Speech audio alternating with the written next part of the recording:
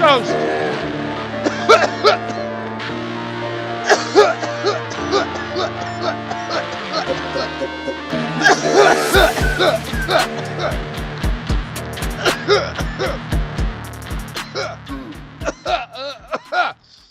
Hello, hello, everyone, and welcome to the longest running episodic podcast on the Blvd Bullies YouTube channel.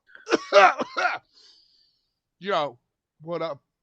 Welcome to Blvd Bullies versus the World, episode 3000. I'm PK with the Blvd Bullies, and I am joined by, some call him Powdergins, some call him Kyle Ginsberg Fletcher. Others call him 2009 Randy Ginsberg Orton. But we know him as our dearest, most darling friend, Bad Take Bry. Hello. Hello, fellow freaks. Shout Welcome out to the shit show. Shout out to the Necro shirt. And we are also joined by a man who has owned a boat, a man who is in the CZW Hall of Fame, a driving while black man, t-shirt wearing man, the best dressed motherfucker in all of professional wrestling. And let me tell you something, your ensemble this weekend was something to behold. I'm surprised they weren't jacking off in the crowd. They might have been. I can't wait to hear about it. CZW Hall of Famer, Ring of Honor, the last great Ring of Honor hand, and a man who has grown his hair to just be, I don't know. Hey, ladies and gentlemen, my wrestling father and yours, Larry the fucking Legend. What's up, Larry? Hey. My voice is back. When did you get home? Sunday night. So yesterday you were completely hoarse? No, it came back yesterday, but the travel day of Sunday, I was like ordering things and trying to talk to people, and they were like, "What? What?" Well, I would assume the travel day, you just like, that's like a built-in nice silent day. Except for when he has to order things. What are you ordering? Or who orders what? Who's ordering what on a Sunday? He's traveling. He needs snacks. He needs to fucking nourish himself. Oh, you're talking about ordering things at the counter. I thought you meant like on the phone. No. I'm talking about like white claws through the airport and chicken tenders and fries. Okay, let's start there. How much fried chicken did you eat this weekend? I saw that you and Ron Nemi shared a pizza.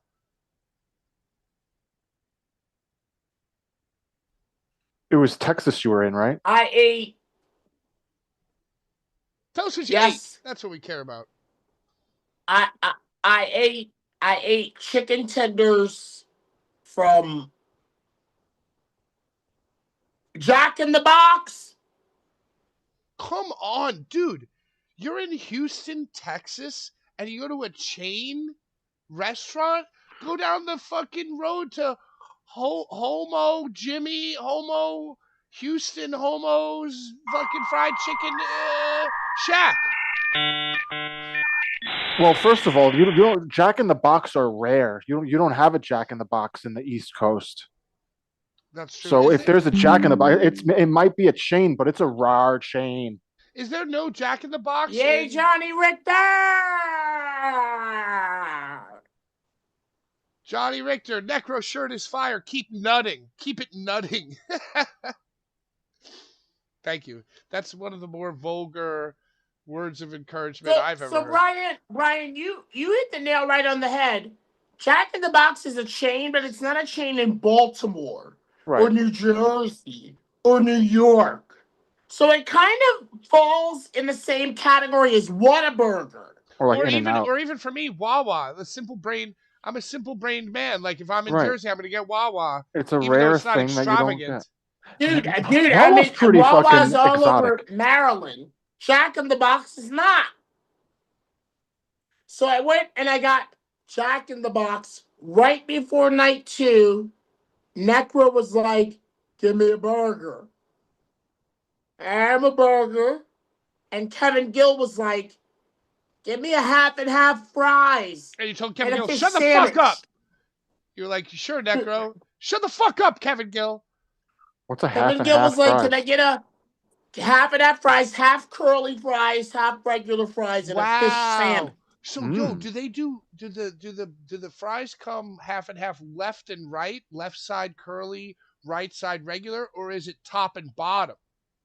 I mean, Pat, I didn't order it. Because who gives a fuck what Kevin Gill wants to eat? And I didn't look at his order to be like, is this right? I didn't look at his order to be like, is this right? But you made sure that Necro's order was right. Nope. Oh, well, come on now. Now you're just rude. You're just a bad guy. I'm the one that's going to get it. Fuck him. Facts. So how were the chicken tenders? Like, where do you rank them among the pantheon of, like, quick fire? Better or worse than Popeyes? Same, okay.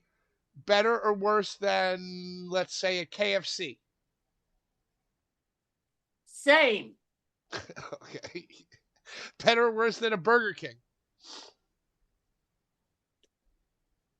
The meat was Sysco, Pat. Sysco. SYCO. The Sysco meat. The singer of the thong song.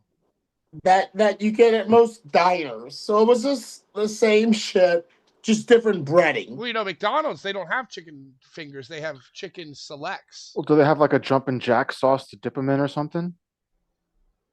Or special sauce? I only like ketchup.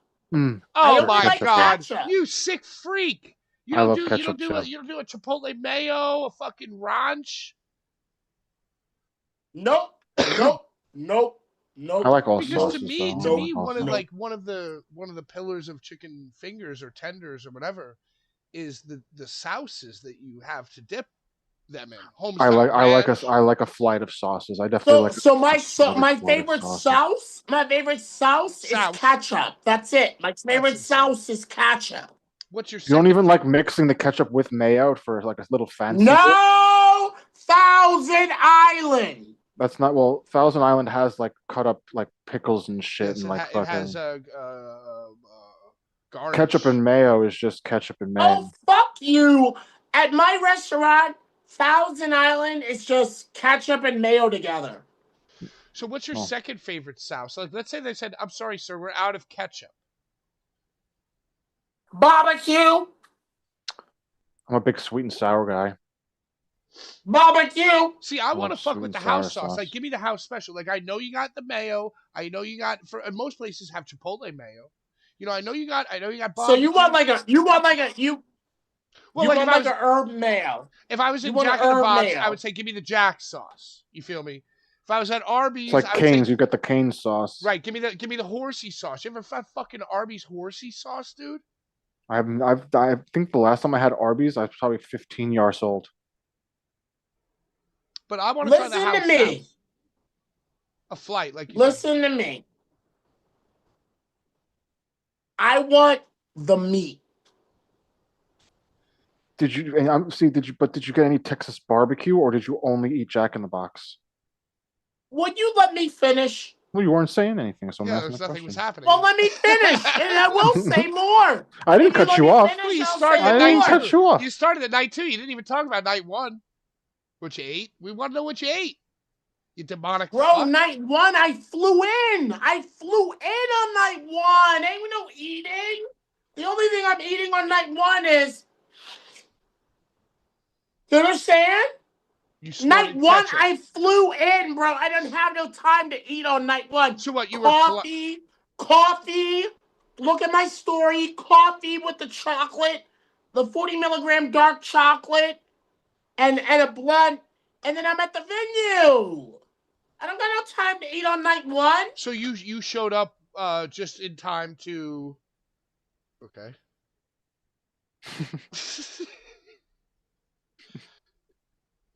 Are you snorting ketchup right now, or Patrick, do you have like some kind of special camera that is doing like cinematic zooms upon your face? I'm gonna tell you what? Oh, is it changing? Is it doing something weird? It's just like occasionally it'll just like zoom close to you, like you're gonna say something Yeah, real I important. upgraded. I actually upgraded. I bought a a robotic cameraman. Hmm, No, actually, full disclosure, I switched rooms today because it's I so can tell. I can fucking tell. hot. So I changed the whole setup. So I'm in the air conditioning room. Whereas like the other room is better for studio things, and this room is for air conditioning and sleeping. Mhm. And I said, you know what, I can't do it anymore. And I spent like an hour moving everything over, setting everything up, calibrating, recalibrating. Larry, are you okay? By the way, Brian, I watched Hail Mary. Did you love it, I fucking loved it. It bro? And wasn't I'm gonna what I, tell you right now, the book better than the movie, dude. um it wasn't what I was expecting it to be. Hmm. It became something much more tender and Oh, it's emotional as fuck, beautiful dude. than I ever could have thought it would be. Yeah, it's an Now, I insane read story. that the big twist, we're going to speak spoiler free until Larry comes back. I heard that the big twist at the end, you know how the movie is told in like current and then flash, and you kind of piece the story together. And Mm-hmm. the last flashback was like a huge reveal. Mm-hmm. I heard in the book it's in real time, and that you don't wait until the end to realize that, Right. which is very fascinating to me because it was like that beat, like that reveal in conjunction with the final choice, like stabbed me in the heart, dude. It's crazy. It's just the whole thing is crazy, and it's so good. It's so good when he realizes. And the climax of the film where they're dropping they got to get close to the surface, and he does a few like Hail Marys, Right. and then you think he's fucked, and then you think the other, and just the whole final fucking. You know what it was? My final review of Hail Mary is 4.5 out of 5. It was a movie's movie. It was like a movie's movie. It was like It Independence looked Day. amazing. It looked amazing. Like all the Visually, it was fucking modern. visually. Yeah. Visually, it was modern. And nowadays every story needs to be They told used with minimal CGI in the movie. Do you know? um. It was a movie's movie. It was a science fiction fucking movie. Story. It's a book first. Yeah, but what I'm saying is like the movie version of the book is a movie's movie. You just bring the kids, bring the wife, guaranteed to have the time of your life. Larry, what the fuck did you eat? What are you doing right now? I ate stuff, but not on the first night. I went to my favorite cannabis cafe shop. I went to my favorite.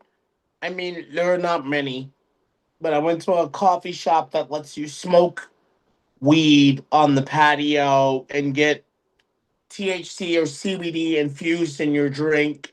is And is 40 milligrams of THC in your coffee? is weed not illegal in Texas? way more than that. Isn't weed illegal in Texas? So Brian, yes, but this place is called Wild Concepts. It's called Wild Concepts, Brian. Mhm. So Wild they have concepts. a they have a they have a dispensary in the coffee shop, but they only deal in Delta 8. Mm. But at the adjacent cafe that I love, the cafe that I love, you can get like shots of THCA and CBD in your latte. So yes, it is illegal in Texas, but this place, Wild Concepts, Wild. they sell you Delta 8, Well, that's but legal. they That's legal. also get they yes, THCA, Brian. THC. So is THCA. Not in THCA. Texas. Not in Texas. Anyway, dude, a fucking more than 40 milligrams of THC in a latte sounds like a You're just a fucking lightweight. You're a fucking anxiety lightweight, dude. attack in a cup to me. You're a Right. goddamn lightweight. Pat, I'm not a lightweight, dude. Pat. I could do necro butcher amounts of other things. We're talking about weed. Yeah, I am a lightweight. Right. Look, this is how much of the joint I have left. I've like. Anyway, Larry, at what point did you meet up with Ron Nemi? Who did you see first? Who picked you up from the port? I want a blow by blow, boots on the boot. I want to hear about Ron Nemi. Don't you fucking dare mention Kevin Gill, I swear to God, unless I ask.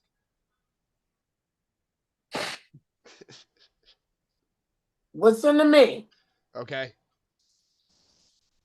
Happy birthday, homeless Jimmy. Hobo! Hobo Jim! Hobo James! Hello, Jew. Fellow Jew. Jimothy. Jimothy. Hello, filthy Jew. Jimothy. Hobo Jimothy. By the way, I had the distinct pleasure of hanging out for 15 hours with Homeless Jimmy and Hardcore Hillbilly, and I learned all about Homeless Jimmy and his life and his family. And you know what? I really fucking like that guy, man. I really like that guy. And happy birthday, Well, Homeless today's James. his birthday. Oh, Today's his birthday. I mean, I don't like him that much, but was it Necro? I just think it's coincidental that yesterday was Necro's birthday. Now, was it actually Necro's birthday, or because they filled him with all new blood, his birthday reset? Like maybe the blood he got, that person's birthday was July whatever, and maybe like I feel like Necro's birthday's in October, and because he just got all new blood, your birthday resets. I don't really think that's a thing. Okay, then I'm wrong. Happy birthday, Necro. Happy birthday, Hobo Joe. Larry, since we mentioned Necro, and he could have very fucking easily died, perished 2 or 3 days before his birthday. Probably top 3 wrestlers who shouldn't still be alive, and definitely top 3 favorite wrestlers of my entire life. What was that scene like with that fucking arm gimmick, dude? What was the energy like, and like the? You said in the group chat he asked you for, you offered him a towel. He said no, and then when he got out of the ring, the match was over. He says, "Give me that fucking towel," which is so fucking NB. That's one of the scarier cuts that I've that has been seen. Yo, and you know it's right in that vein in your fucking arm. He's all jacked up in the game, dude. And he's stupid enough to literally bleed out. He's brave enough to literally bleed out and die in the ring. Larry, can you walk us through the energy and the blow by blow of that? Well, y'all know I be always trying to get footage. I be always trying to get footage and posts the footage.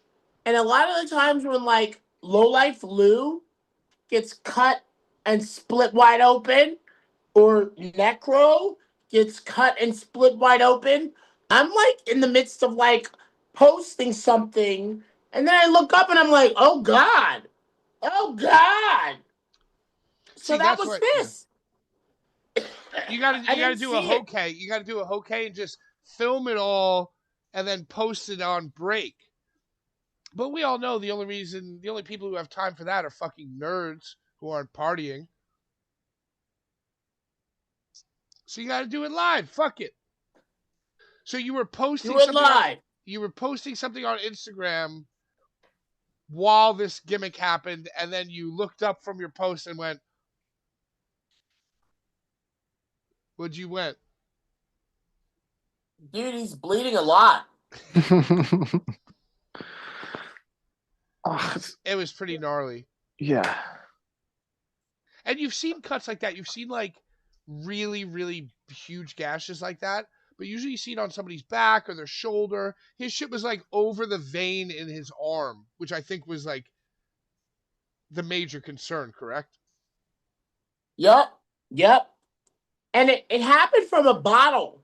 I guess they did a bottle break over the Yeah, head. Necro's And been doing after, the fucking glass bottle spots. yeah, after the bottle was broke, which also requires stitches. Yo, listen to When the me. bottle was broke, I'm sorry. I'm sorry.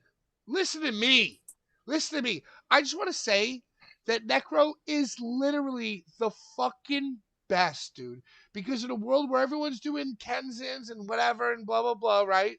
And like upping the ante, he'll choose one thing to make a thing out of, right? So in XPW, it was the guardrails. He had heat with the guardrails. His meta feud was with Eddie and all guardrail. We were there. He threw like 15 in the ring. It's the And fucking he coolest just shit. like is so fucking smart. You talk about it being art.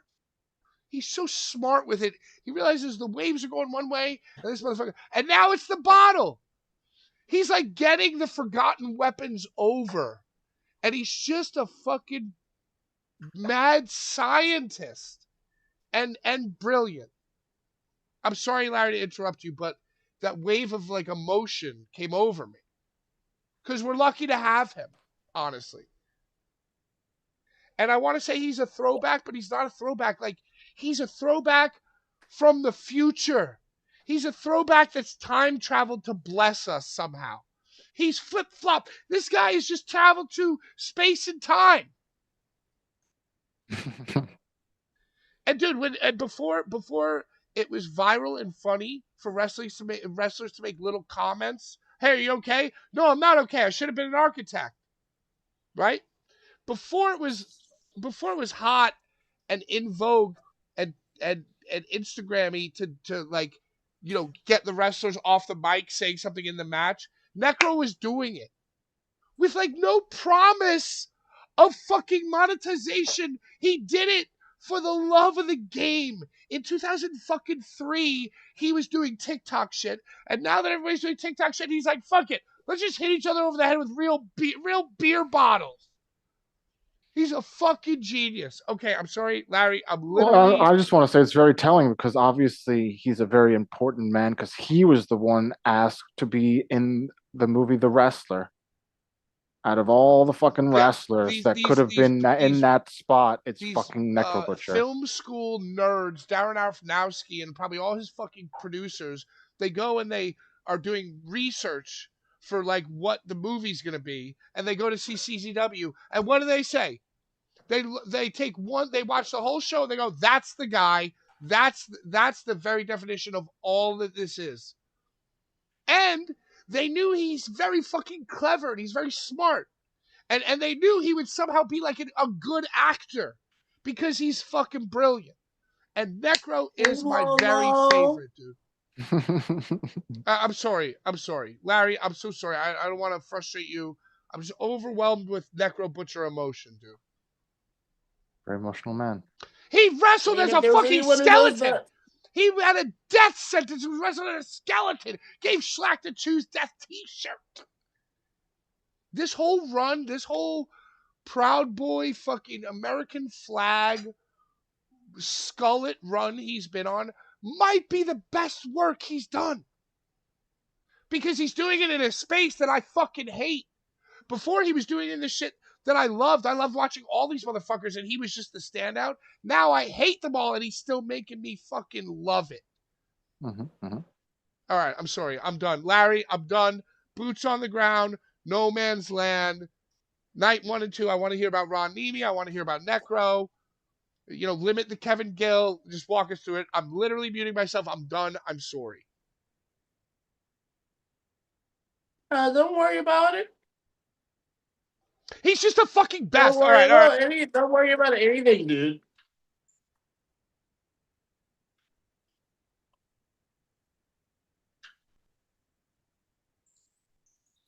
I don't want you muted.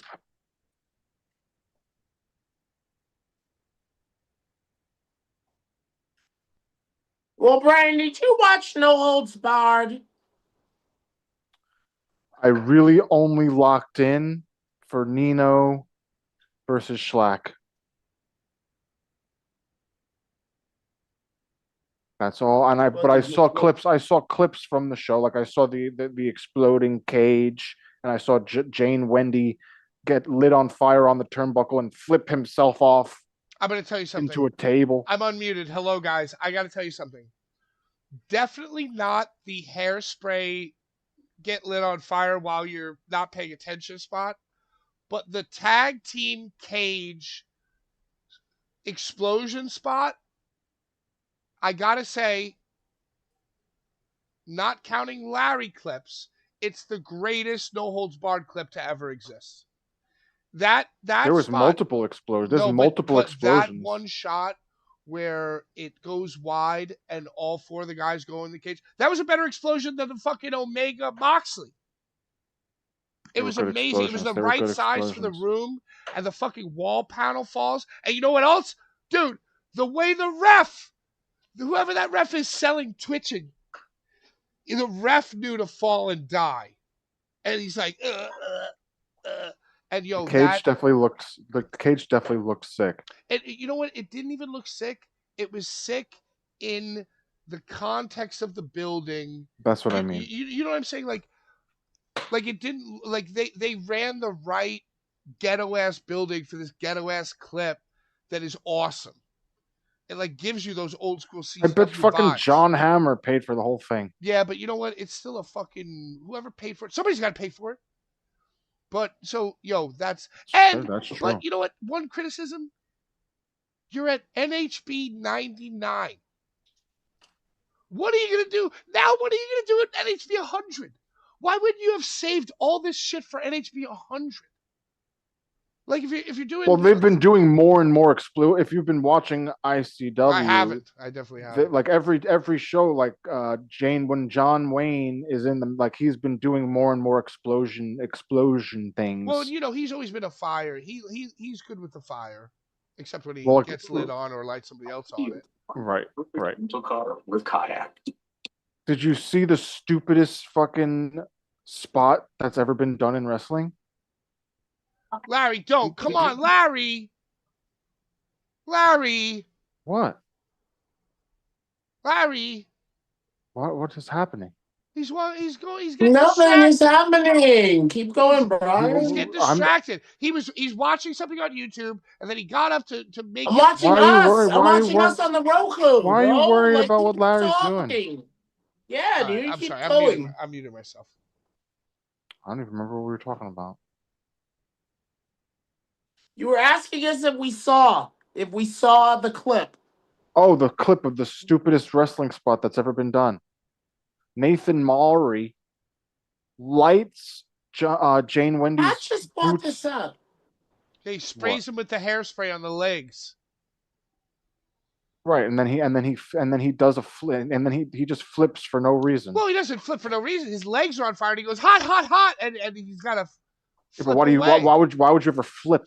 Well, because I'm going to through a table. I'm going to tell you, if let's say that your feet were on fire, right, and you said, I'm up high, I got to jump and deal with this. If you were to jump feet first, like a stomp, or if you were to, splash, really your feet that are on fire stay like on fire. So I think the reason why John Wayne did a front flip is because he was trying to put his feet out as he was diving away from this situation. So like think about it. Now the floor is hot lava. My feet are on fire. I got to get off the I floor. think it would have been very easy to just to not the spot was meant for him to flip himself No, onto the Brian, table. you're not.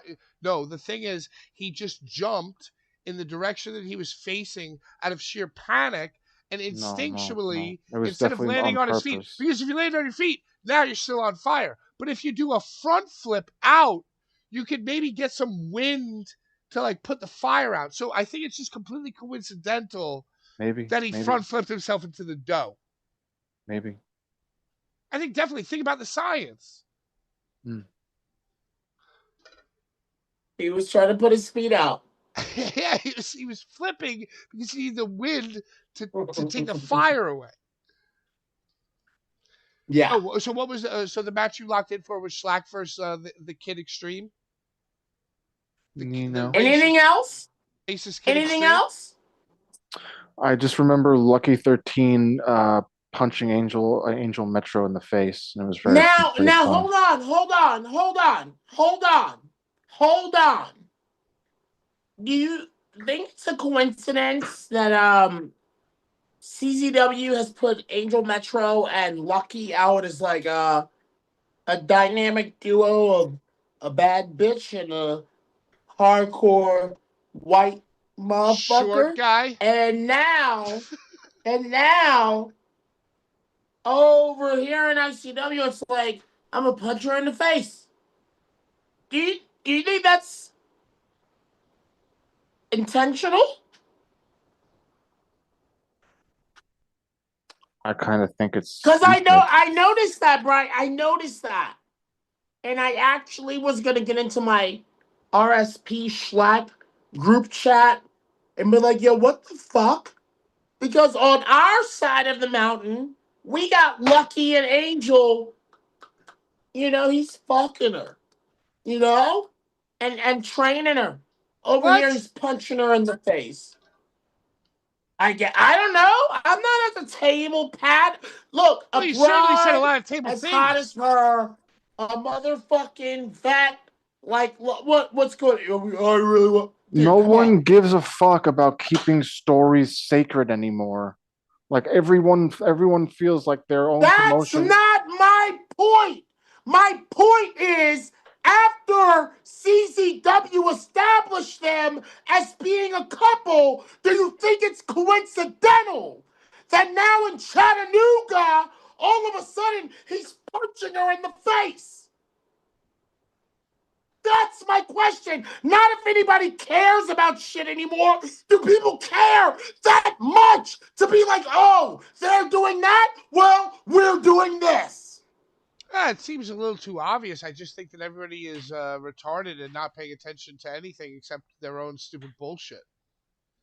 So I think a good idea from an average brain is going to be more common. So I think they both just thought of it at the same time, and they're both stupid. Well, Hey, I think a lot of the times people are motivated by spite. Spite is a oh, huge you know what, motivator. Larry? You're right because I feel like I'm so ignorant about that. Like, one blind spot I have is like I always go like, I'm oh, sorry for yelling nobody. at you, Brian. I know you're fragile now because you look like Sinead O'Connor. I'm sorry Oh for my yelling God! at How you. Larry? How dare you? How fucking dare you? Brian wasn't even doing anything driving while black. Ridiculous. Which you've done a lot of. I'm just saying he shut up. He shut up real quick and he was looking at me like, why are you yelling at me, No, it's all in your Larry? mind. Why You're are a you terrible yelling guy. at me? It's all in your mind. You're a I terrible couldn't give a person. goddamn shit. Look at how jacked Brian is, dude. He'll put you in an arm bar, destroy you. Yo, I haven't done push-ups the whole weekend with Mickey Knuckles Yeah, I saw those because pictures. Ron Neem, I saw those pictures, Larry. Ron Neemy was like, dude, you're hot. Listen to me, Brian. You and me. Ron Neemy was like, dude, you're hot. him and his exact words were like, dude, people are gonna want to fuck you. Those were Ron Neamy's exact words to me. Second night, Caribbean night, when I had the traps out, he's like, dude, I've never seen you with traps. Yeah, He's traps like, and in gut. all the years that, fuck you, bitch. I drink White Claw. Yeah, traps and gut. Yo, you know what? The one good thing is that It's for Piss Jug Mike. you still had That's your who the gun is for. Piss Jug so Mike. you're method acting in remorse. I love TJM. people like Piss Jug Mike. I love Andy You know what it Lawler. is? I You're love like, Mike Silva. yo, you still had I love all these motherfuckers, bro. yeah. Nobody was Boys. looking at your traps. So yeah, gut all day. I don't give a fuck. Gut all day. I don't care, dude. That I is don't literally care. what you just showed us. This is literally the exact replica of the photo that I saw. You just showed me the exact same thing that I was thinking about. Dude, I'm old. Like Brian says, I'm old. Yeah, but now I'm with Ron Neamy. He's even older. and no, let's not forget Kevin Gill, who's Also, 930. hold on. No. Hold on. I took Ron Neamy to the neighborhood. I didn't get him Jack in the Box. You think all I ate was Jack in the Box? Well, we were trying to figure out what you ate, but you wouldn't tell us. Well, Pat was going off.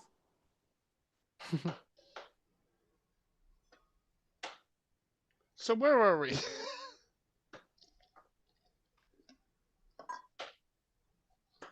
So what was it like? How long has it been since you've seen Ronald?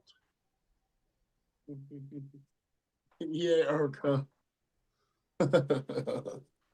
Erica said, I'm more concerned the effect yelling at Brian has on Larry's blood pressure. You know, Calm down, Larry. I'm gonna tell you why I'm not concerned, because it's Larry's choice. He's I cheating. can't calm down with a motherfucker like you. That's not right. I'm Ric Flair. Okay? You're Seth Rollins. Is not the best guy. Neither is Seth Rollins. Oh my Jesus Christ. Okay, Larry, fork in the Probably road. right. Do you want to boots on the ground talk about No Man's Land, or you abruptly switch to? Will you let me talk? Will you let me finish the story? Please, I want to hear the whole You've story. already lost your voice. Look, you lost your voice now because you yelled at me. Look at you. You're falling apart. So I ate the Jack in the Box before night 2. I want to hear about night 1. I want to hear about night 1. Shut up! Will you let me finish, for God's fucking sake? We already know that you ate Jack in the Box at night 2. We already know about the Jack. Look.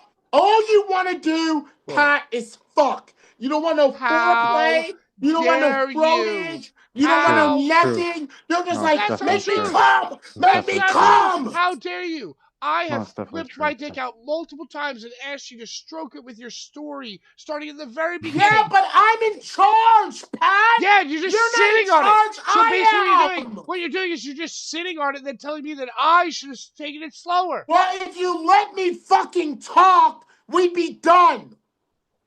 No, but you know what they want to see is me yelling at Brian. That's not true. Yelling at you. That's not true.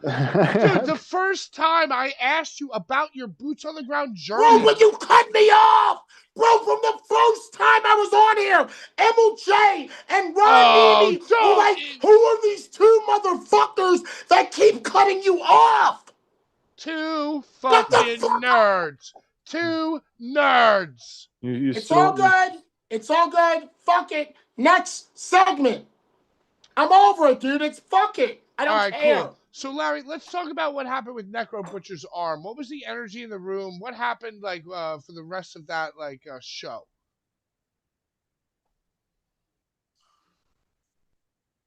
He got cut.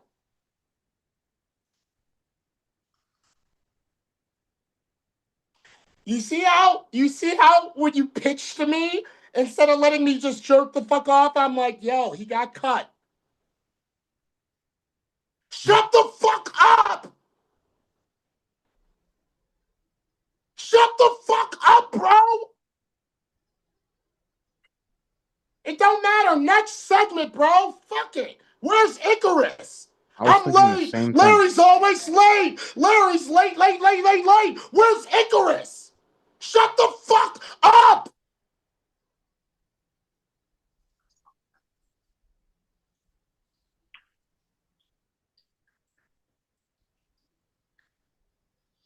You know, I just can't help but think that Kevin Gill might have been a bad influence on you somehow. That's why you're acting this way. Well, I got him the half and half fries. I was talking about what I ate. Do you even know? Did you I even know? was talking about what I ate. Shut the fuck up! Do you even know? Shut the fuck up! Do you even know? You told me that you didn't even check, so how do you even know if they were half and half? Maybe you got him a fucking full and fully. You don't even know it. You're telling me you got Kevin Gill half and half fries, dude. They might have both been fucking regular Frenches that you fucking delivered this motherfucker, dude. So don't talk about how you admitted yourself that you didn't check if it was half and half. So don't talk about no half and half. Who cares about the half and half French fries? Maybe Icarus is at a movie. Oh, here we go with the movies. Well, at least he could have at least said something. Jackass 5. It was great.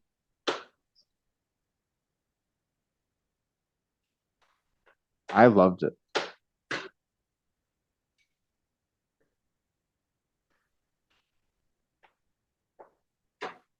You didn't cut him off. Do you really think that you're gonna do this to me? Do you really think that you're gonna do this to your father? You didn't cut him off. You're not trying to do anything you are doing. And I will call you out on it, bro. I know, and I am too. You cannot burn me, bro. Shut the fuck up.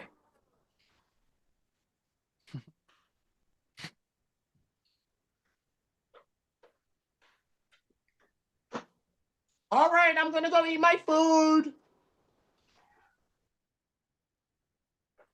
Thank Lord for Icarus.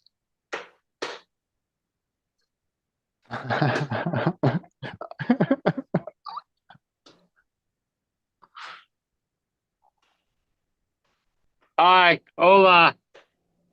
Shalom.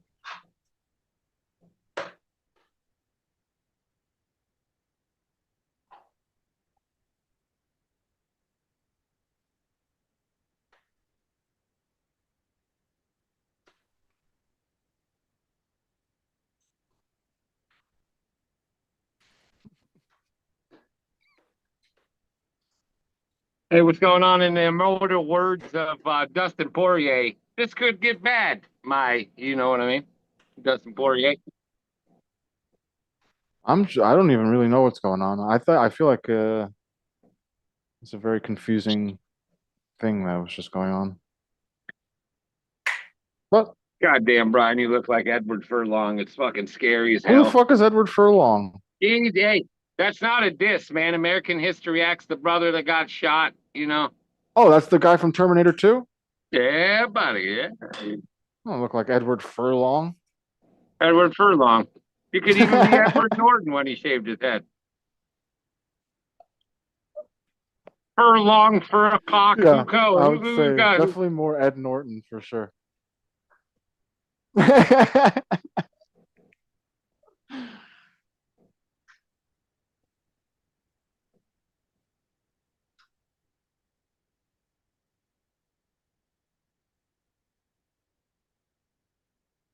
Edward Norton's jacked as fuck in that shit. I have three, Patrick. Just three. Three. F1. And she's not my wife because I don't believe in marriage. I'm not Yeah, I'm not stupid. Well, once you live I with her don't get for a married. certain amount of time, you're just like bound by time, isn't it? Something like that. Yeah, I don't live in a mythical universe. I live in the real world, and I didn't sign any paperwork that says I'm owned by anybody. I only did that when I was on probation for a lot of years of my life. You and the lady made like a soul promise that doesn't need Yeah, I made her paperwork. write a bunch of NDAs and the different contracts. You chat GPT'd a bunch of. Okay, well, I guess the reason I ask you this is I want to know how long you've been together. Been together for about 12 years, man. And how many times have you considered divorce or separation? How many times have I tried to go for a separation? Well, you just lay awake at night being like, this sucks. I gotta get I divorced. run away a lot. You go for you go golfing. Yeah, I go on like a runaway bender. I don't even drink. I don't do drugs. I just run away for a while, hang out in a log cabin somewhere. Jerking off. Okay, so the reason I bring this up is because it seems like lately some of the top couples that I would have put money on never getting divorced are getting divorced.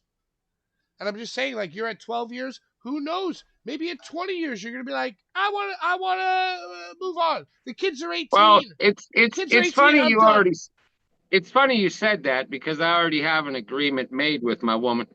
When the last one turns 16, I'm headed to Austin, Texas immediately. I'm headed to Texas. That's where I'm dying, and that's where I'm going to be happy. Well, what if she says, okay, that's cool. Well, I'll come with you. Well, of course she can dream about being with me forever, but I'm getting in the RV and I'm out of here. There ain't no waiting. She better jump on that. You're saying once your youngest child is 16, you're leaving? No, but are you leaving because you want to be alone, or is she welcome to drop on the RV? No, I want to live my life as a vagabond. My kids are grown; they can take care of themselves. I'll still be around, you know. They want to come hang out with me, cool. You want to be a vagabond, cool. I don't want to sit in one spot anymore. I just want to go see the world. You know, through working for the city now and going to parks, I'm seeing a lot of unsanctioned RVs that are people's like homes. Like they'll park it in a spot that, like, you know, it's under the overpass in like Flushing Meadows, and they obviously are just like there. You could see like they shower right there. They refuel, you know, like, and it's like, oh man, there are a lot of RV people out there more than I even thought. Perfect life. Yeah, perfect life. I mean, yeah, it's definitely crazy. It's like a solo tour. Like imagine, like we used to go on tour in a van and a trailer. We didn't have like a stove or a bathroom. Well, no, RVs. That's what RVs. No, but you could buy like a dope RV. Yeah, but they're mad money, dude. Yeah, but you could buy one off fucking Facebook Marketplace and just the upkeep on a fucking RV is still insane. You need gas for the fucking stove. You need fucking water. Well, and also you right. want to live in if you're gonna make that choice, you want to live in luxury. Like, have you seen these videos of these like? You're better off getting one of those big ass Sprinter vans. Sprinter vans. Get a Sprinter van, make it your own. That's not as dope as an RV though. No, but like a Sprinter. No, but it's more economical, right? It's like you could park it.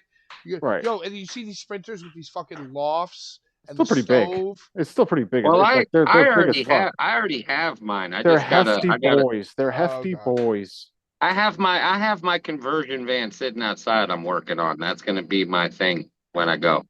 I got a nice conversion van, 1988. How many seats are in it?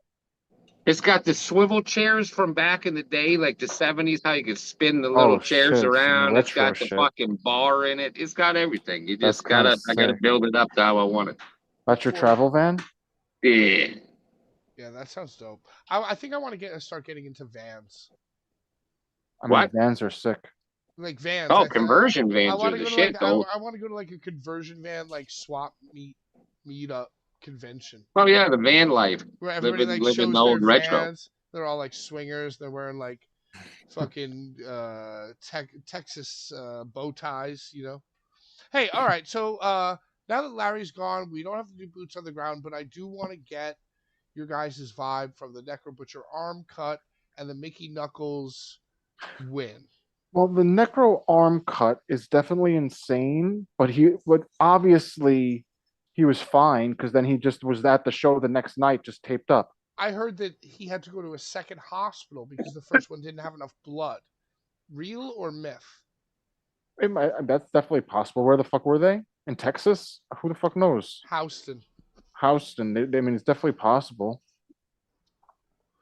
Yeah, a lot of that blood. Who knows what blood type fucking Necro Butcher is? Yeah, a lot of that blood down in Texas is tainted too. You don't want that Houston blood, probably. So what did you watch this weekend, Rhinestone? Did you watch this Necro No Man's Land 1 and 2? Were you rocking? No. I had the pleasure of watching one of the worst 5-year comebacks to a UFC career ever. I watched McGregor and I cried while I drank my whiskey and fucking said, "What the fuck was that all about?" You know. It's crazy how crazy everyone's going over it. So, I guess the first thing is that I watched a clip because I'm not into UFC, but I watched a clip of somebody asked him like, "Yo, like, you know, what would you have to say about your journey thus far?" And he said the most likable thing I ever saw. He was like, "Yeah, you know, I was a fighter and I was successful. And then all of a sudden I became a celebrity and I was promoting whiskey and I was partying and like the devil got a hold of me and now I love God and I'm back and blah, blah, blah." And I watched that and I was like, yo, fuck yeah, dude, I'm into this. And I always root for the older guys. Anybody who says like the guy's too old to fuck, I root for those guys, like the Aaron Rodgers, like the 40-year-old athletes, shit like that. But now we're seeing that like everybody apparently knew that his knee was fucked. I don't believe that to be true. I don't believe because dude, he did that jumping kick. You can't do that jumping kick if you have a fucked up leg. That was the stupidest offensive. I'm not even. Dude, if you watch old Conor McGregor fights, he always starts a fucking fight with a kick, dude. But have you seen these clips of him like limping into like the knee rehab place? Have you seen these clips of him like taking his shoe off oddly?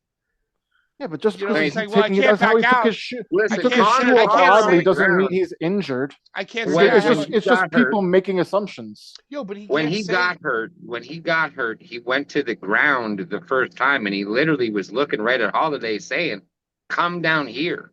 I can't get up. Come down here and just wrestle. Let's just get down here." And Holloway's like, "No, man. What the fuck is this? Why?" He literally looked at Conor and said, "Why did you even come back? Like, why did you do it?" Well, he got $30 million. So, Rhinestone, you're for losing. You're more locked in to this shit than we are. Do you think that he hid the injury? Or do you think he literally tried to do a spin kick and tore his shit right there? Because a lot of people, I feel like more than 50% of people are saying that it was kind of a work that he knew his shit was fucked. And that's why he threw the spin kick, because it's plausible fucking whatever. No. This is what happens when you've been away from combat sports for 5 years. You partied your ass off. You didn't work out correctly. No, I don't believe that. You can't come back, Pat. The way he was, dude. Well, no, because you'll never get back. Like 8 months. But dude, no, I don't believe that at all. Because you could do as much cocaine and whatever as you want, but if you have money like him, and you're like, yo, I got 6 months to get my shit together and practice with like the best shit that money can buy. I can put a fucking octagon in my basement. Like, I don't believe that it was rust, because I feel like he's got too many businesses. So much time. Dude, the last time he had a fight, didn't the same exact thing happen? He injured himself and the fight had to stop. You know what? I think I'm talking about. Did that happen, Icarus? What I think is what I just said, and you can't go back to the way Conor was. You can't. His work ethic was different. The man was on Irish welfare, and then next thing you know, you're getting a $416 million check dropped in your bank, and you're supposed to go, yeah, I'm gonna handle this like a rational person. No, yeah, of course. Then he ran for the president. He ran for the king of Ireland or some shit he was trying to do. Then he caught that rape charge that's iffy as fuck. That's iffy. If you look at that woman, it makes no sense. If you watch videos of him in the club, he's very rapey. Even in He's things that like he got very He's a rapey. broke For sure. ass man with fucking billions of dollars, a liquor company, a bar, fucking energy but drinks. yo, with all that said, he did cut the promo that said, "Hey, He had his fucking kid and his wife sitting there. Why would he embarrass himself like that if he knew he was going to do that? Max Holloway at one point when he originally fell said he was looking right at Connor's wife and kids sitting front row. Right, He's like, I can't beat the shit out of you with your kids looking right at me and you're broken. He's lucky. He is lucky that it was Max Holloway and not anybody else, because they would have beat the living shit out of him. If it was The Rock and Mankind, he would have done 5 more chair shots. Yeah. If it was Michael Chandler coming off of 4 losses like he's been, and he finally got McGregor, he would have proved his point. Okay, so listen, I hate Khabib Nurmagomedov, but he said it the best. Khabib said it the best. He literally said, "This is what happens when you go on shit tons of steroids and then try to go back to your original weight." He was on so many roids for fucking Roadhouse, it was impossible to come back. He does look insane in Roadhouse. Yeah, he does. Sandwiches? I'm fucking famished. And he didn't have sex either for the whole training thing. That's a problem. Nobody's doing that. Who are you? Thing. That's a thing. That's a real thing. A lot of athletes practice doing that for. They don't do it anymore. Events. You can't do it. Okay, so I would have wagered that they do. I'm going to go round table, yes or no question. With all that we've seen and all that we know, did Conor go into the fight with the torn ACL? Because think about it, you can kind of fake it, go in, and then just like let it rip and see what happens, and then it finally tears. Maybe he had a partially torn, and it was more of a pain tolerance thing, and they're like, hey, think about it. He has all these experts around him, right? So it's probably like, it's a partial tear. You did it from doing all these jump kicks in training.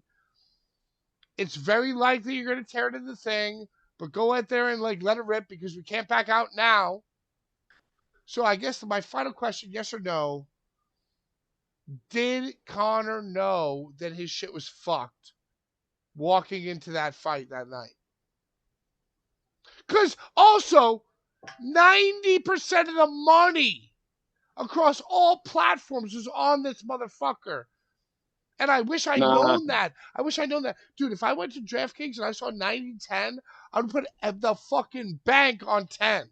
Especially when Conor's the 90. Dude, you knew. So, okay. Yes or no? I'm sorry. I think he knew. But he still wanted to try because he's getting $30 million. You can't Even if he loses, he gets $30 million. So why wouldn't he do it? All right, so Icarus, you're the UFC kind of like. I'm gonna say this. It's just like the black soldier from fucking Holy Grail. It's just a flesh wound. I don't feel any of it. I don't feel that. The Black Knight. You understand? He was just a flesh wound. I gotta go out there now. I got to. So I'm not hurt at all. When I hear you say that makes me think that you agree with me and Brian that he knew, but he was like, no, I'm going to mentally overcome this and fuck around. When I saw him slip when he took his sandal off when he was going into the rock. That's been a very viral clip. As soon as I said it, I was like, yeah, it's done. He didn't even, his whole demeanor changed when he walked right through the door. So I'm gonna, and I fucking hate that we're just on this, but we're branching. But think about it this way. If you're him, let's say that you're Jalen Brunson. Let's say that you're a Michael Jordan. Let's say that you're a real fucking champion who does not have guaranteed loss money. Let's say that you're a champion who needs to dig down deep, right? If you were him and you knew your shit was a little compromised, even if it was a little tweak, let's not even say that it was a big conspiracy. He knew that his shit was fucked. Let's say he felt a little something and he was training through it, right?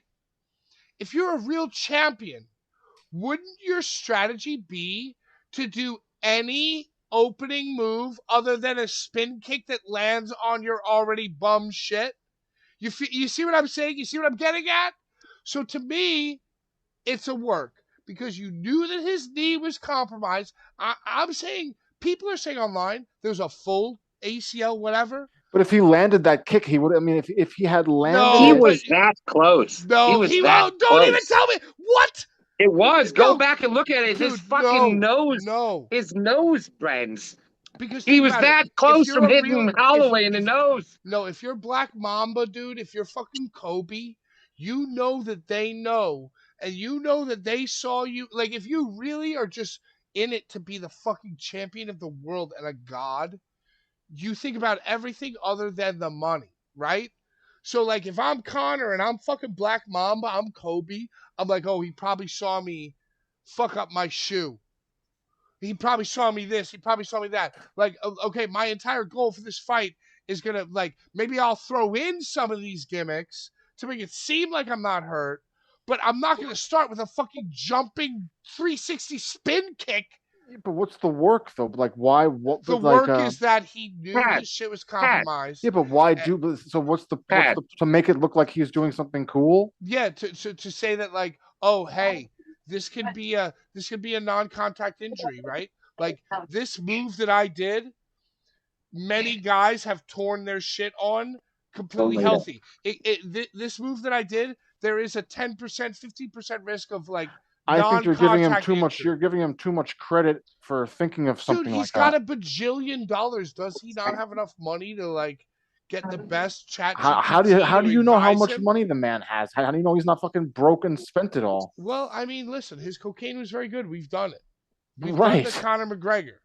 Exactly. I'm just saying.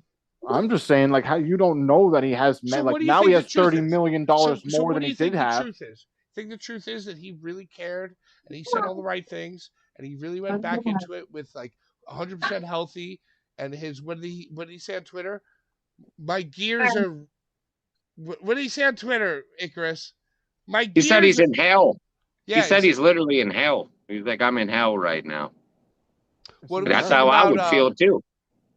We're all Jim Cornette fans. Jim Cornette and the better part of the entire wrestling world has been thinking that AEW is setting themselves up for Ospreay versus But MJF. I'm gonna go back a little bit further. Oh yeah, please take over. I'm gonna mute myself. If you watch the interaction between Mel Gibson and Vince Vaughn, Okay, you I've can seen that see. too. Hold on, you can see Mel Gibson literally look right at Vince Vaughn and say, his knee's fucked.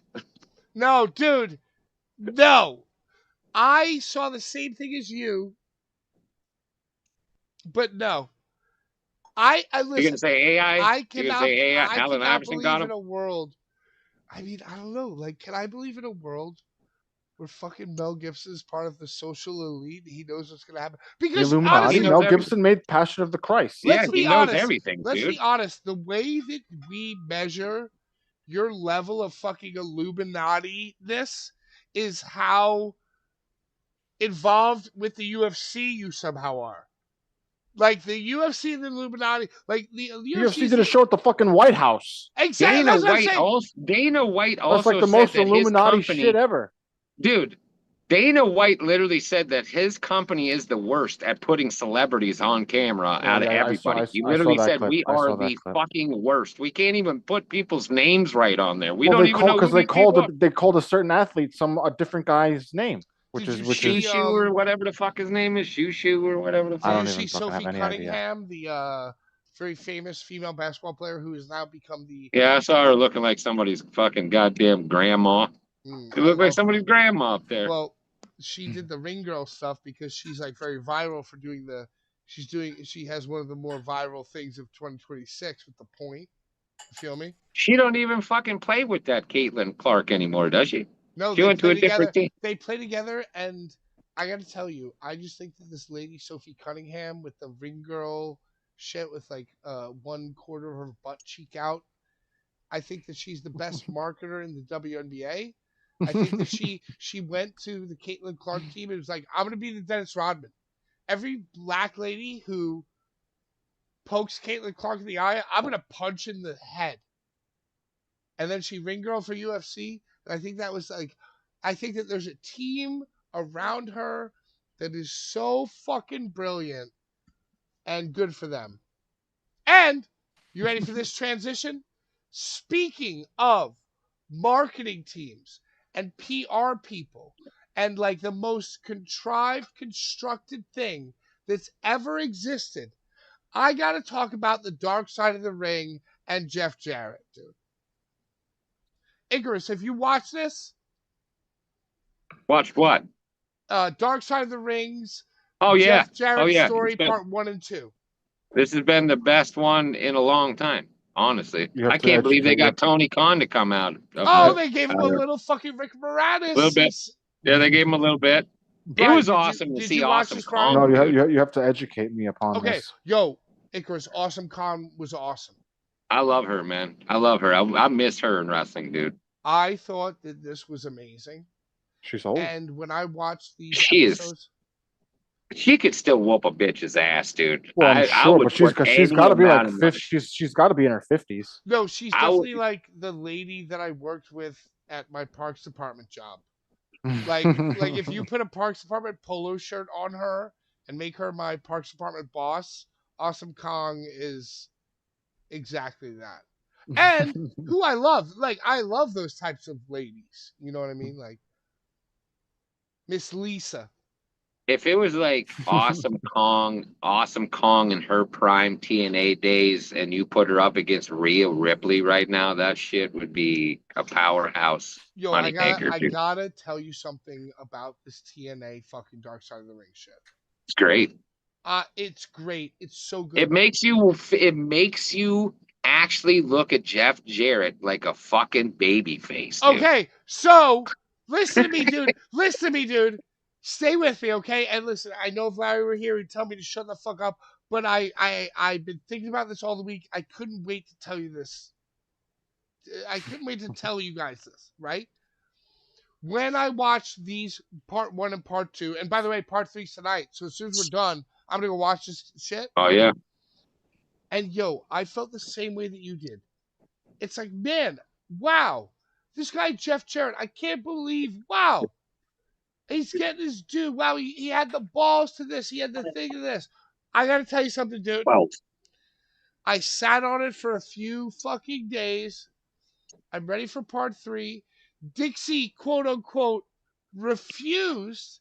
And now we have Karen Jarrett on camera. And by the way, now all of a sudden, coincidentally, Jeff Jarrett's on Ariel Helwani. He's on fucking Conrad Thompson. He's on all this shit. And by the way, he walked Taylor Swift down the aisle at Madison Square Garden. Jeff Jarrett walked Taylor Swift down the aisle at Madison Square Garden. For what reason? What reason? Because I think that the conspiracy is that Vice has no stories to tell. Why is it a 3-parter? I think Jarrett got the Taylor, because Jarrett used to babysit Taylor Swift. Oh, so then that's why he's fucking there. And he walked her down the aisle at fucking Madison Square Garden. And I think this is all a fucking huge conspiracy to have Jeff be a viable fucking replacement of Triple H, a viable fucking runner of TNA. I think this There's no way, dude. I think that Jeff Jarrett and Isn't he an AEW? And his evil, sick, crazy wife, Karen Jarrett, who, by the way, they're the 2 hottest people who've ever. They're Pamela and Tommy Lee in 2026, over 55 for the fucking, what's the thing? NHRP. You know what I'm saying, dude? And I think that AARP. AAR. So yo, Jeff Jarrett is absolutely in bed and being advised by and talking to and having Thanksgiving dinner with Taylor Swift and her people.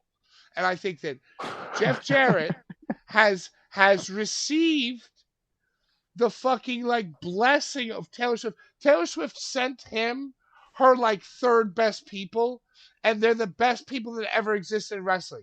And they pitched to fucking Dark Side. Jeff Jarrett now has this army around him to retell his story, to become like a 60-year-old wrestling icon to make that one last push as Well, like it's the funny. It's ultimate funny. carny. And it's like, yeah, Dixie Carter was shit. I didn't steal Kurt Angle's wife. She's always been hot and she's always been charming. And she was done with him. And I think this is all a fucking, from the Trump to the fucking UFC to the fucking, because think about it, UFC, TKO, Trump, all these people together, Taylor Swift, Jeff Jarrett is going to replace Triple H, dude. And at the very least, Jeff What Jarrett. makes you say that? What makes you say that? No, dude. He's off his rocker, Brian. Because he's on Dark Side of the Ring? No, dude. He's losing his shit. He's the first motherfucker to have a 3-part. And it's not, they masked it as TNA.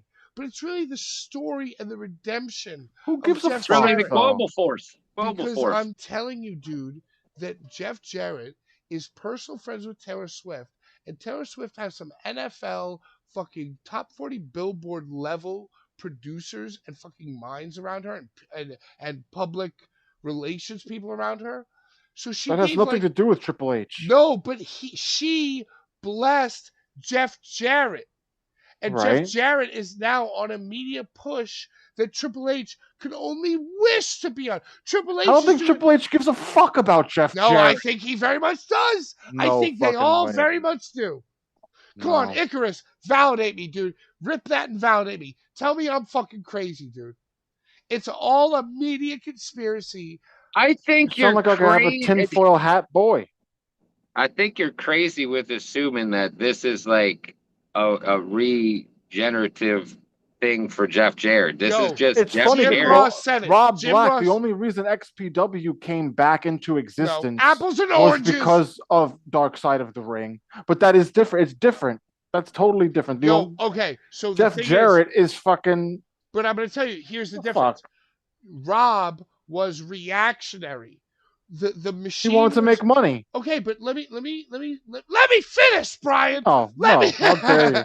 No, but seriously, think about it.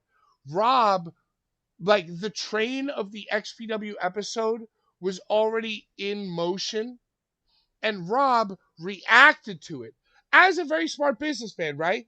Like he didn't comment on the thing, he wasn't part of the thing, but he realized that there was now intrigue and searching online for these clips. So Rob, in a reactionary way, restarted XPW based, you could say, one of the reasons were the Vice doc, right? Right. But I think, my theory is that the fact that this 3-part TNA thing, which by the way, it's masked as a TNA thing, but it's TNA, parentheses, the story of Jeff Jarrett. So it's the first only season premiere 3-parter they've ever had. Old TNA is legendary shit. Those old TNA shit. I'm just saying. That's legend. That's not legendary shit. I'm not saying that Jeff Jarrett's going to take over well. It just reeks of a.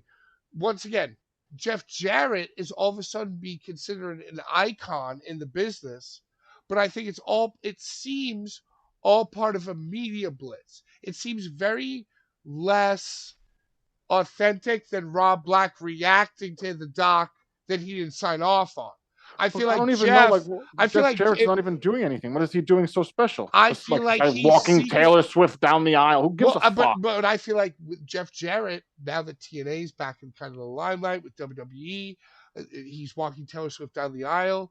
He's now, and think about it. And now this 3-part episode of him came out, and he's doing all the media tour.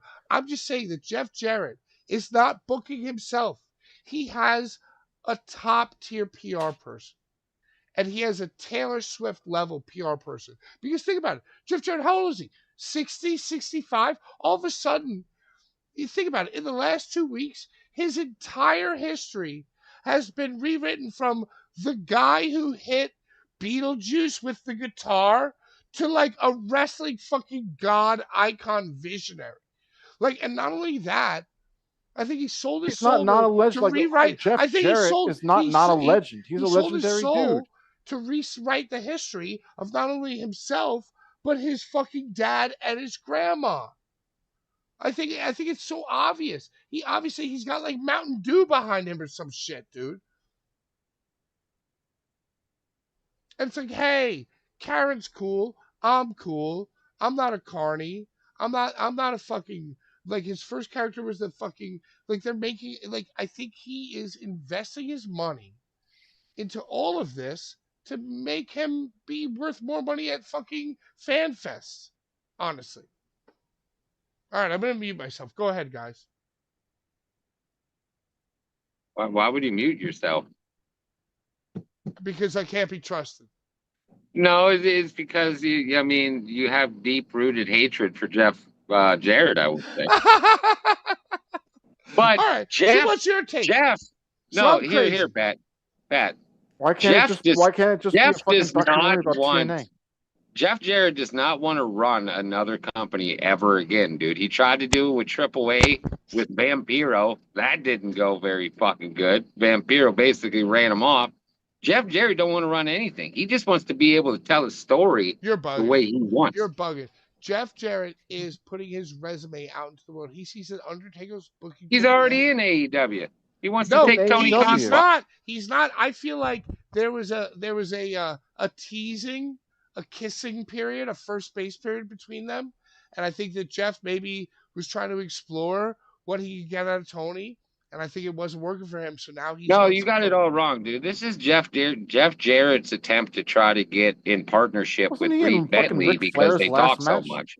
Oh, Jeff Jarrett and Reed Bentley are going to start giving. Yeah, they're going to partner together because Jeff Jarrett can go to GCW whenever he wants and be the outlaw he wants to be, and he can partner up with Reed Bentley because Reed Bentley just likes to talk out of his asshole. So I'm reading from you that you now hate Reed Bentley.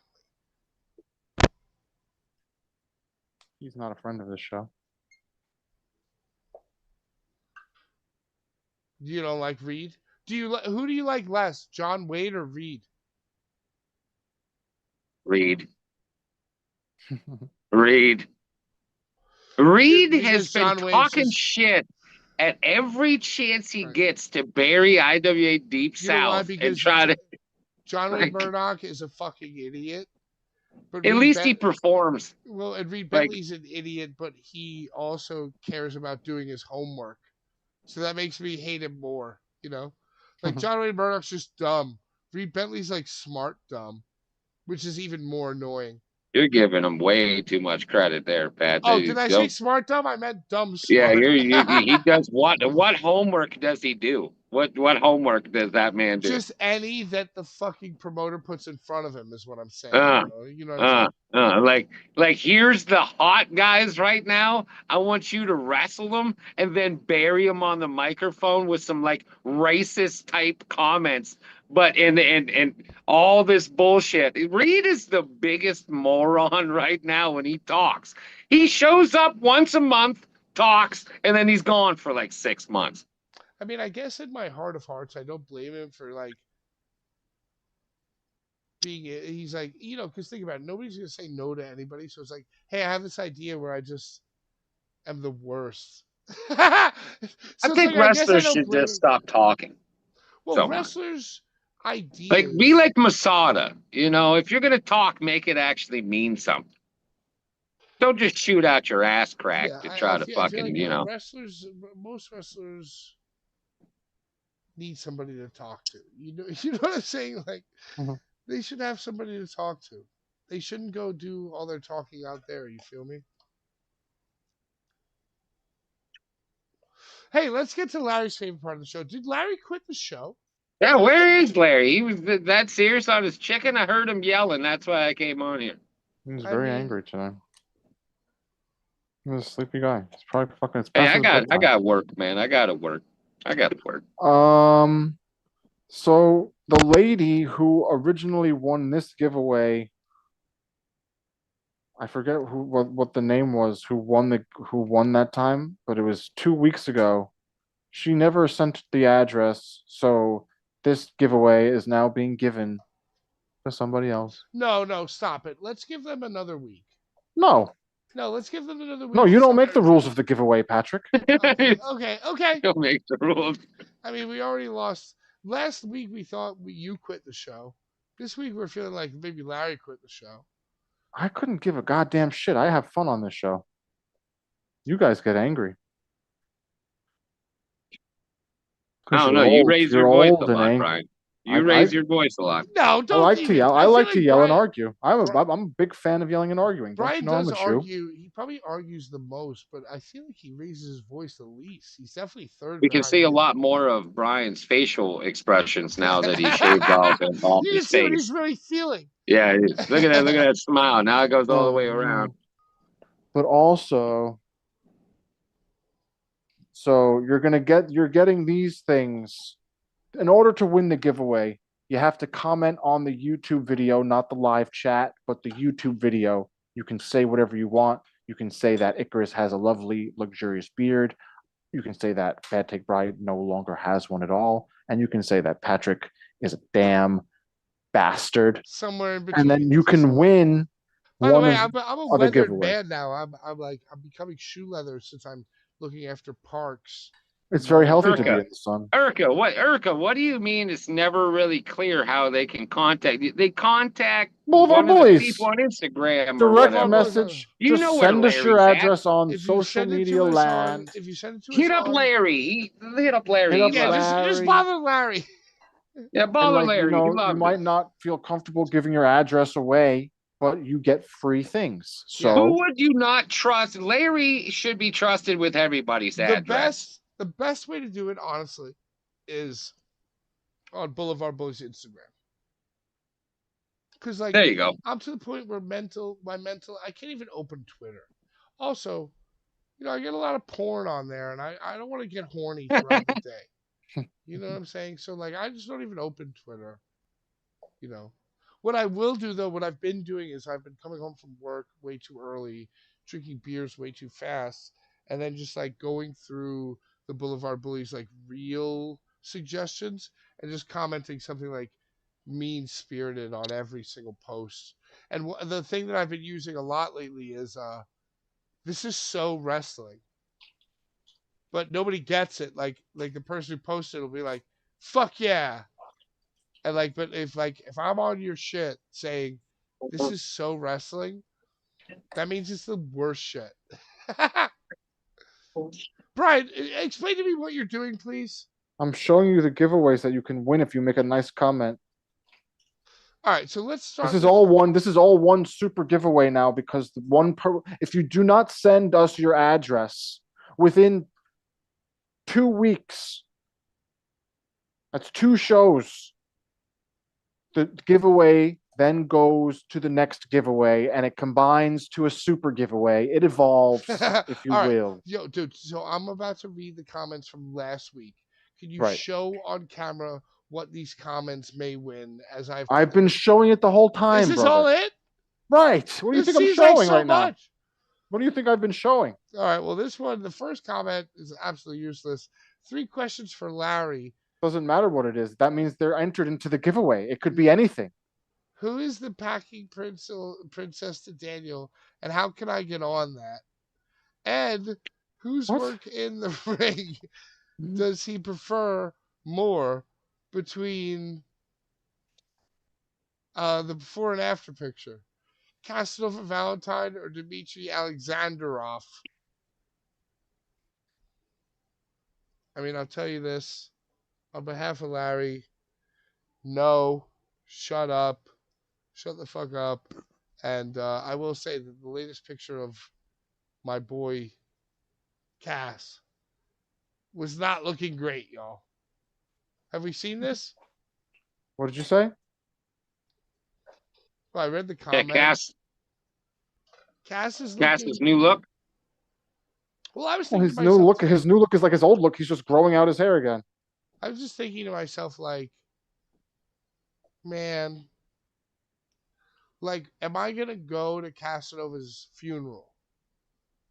Why would you go? I feel like if he died, I feel like when he dies, I'll be like mad sad, and I'll think about I won't think about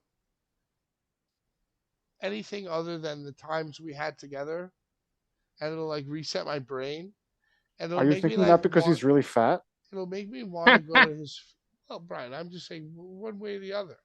I mean, it's just as likely that I die before him. And then I was actually thinking, like, do I want him to come to my funeral? I don't want him to. I would not want him to come to my funeral. You know, like because like I wouldn't. I feel like everybody at his funeral wouldn't want you there. Okay, well that's great because I don't think I would go. Like you got to carry the casket. Why the fuck would you go? None of us would go. You got to be a casket bearer. I feel like once he dies, I would be like everything remorseful? that I felt. Yeah, everything that I felt would like leave my body, and I would want to go to like honor him and like pay him respects at his like funeral. But you're right, I'd probably stay home because like nobody else would understand, you know? Like I feel like the people at the funeral who think that they deserve to be there would be mean to me. Well, I think that it's very silly that you feel this way and don't say anything. So, but also, like, if his people at his funeral are going to be mean to me, I would really love for you guys to be mean to him at my funeral. Like, make sure that he's not welcome at my funeral. You know, like I really need you guys, bro. like Giancarlo, you know, can't come. Not that he would, but like if you see him, don't let him. Like Steve can't come. Steve's parents. Like I don't want anybody sapping my fucking like sympathy. You know what I mean? Like if you're gonna honor me, like if you're really my enemy who now feels bad, honor me from home. My enemy who would arrive, I would hate. Hey Larry, welcome back to the show. Quick question. Give me 4 people. Give me the Mount Rushmore of people that you would want your friends to kick out of your funeral. The four people that I would want my Danny. Yo, that's what I'm saying. He's a prime candidate. He would show up and think you know what I mean? He would like show up. I think at one point you said he would be trying to wear the biggest hat. Like the biggest mourning hat. He'd be fucking Jackie O, dude. He'd be fucking Jackie O. Yo, absolutely Danny, banned from your funeral. And you gotta go Brett. If you're gonna go Danny, you gotta go Brett. Why are you doing Larry's Rushmore for him? Same claw.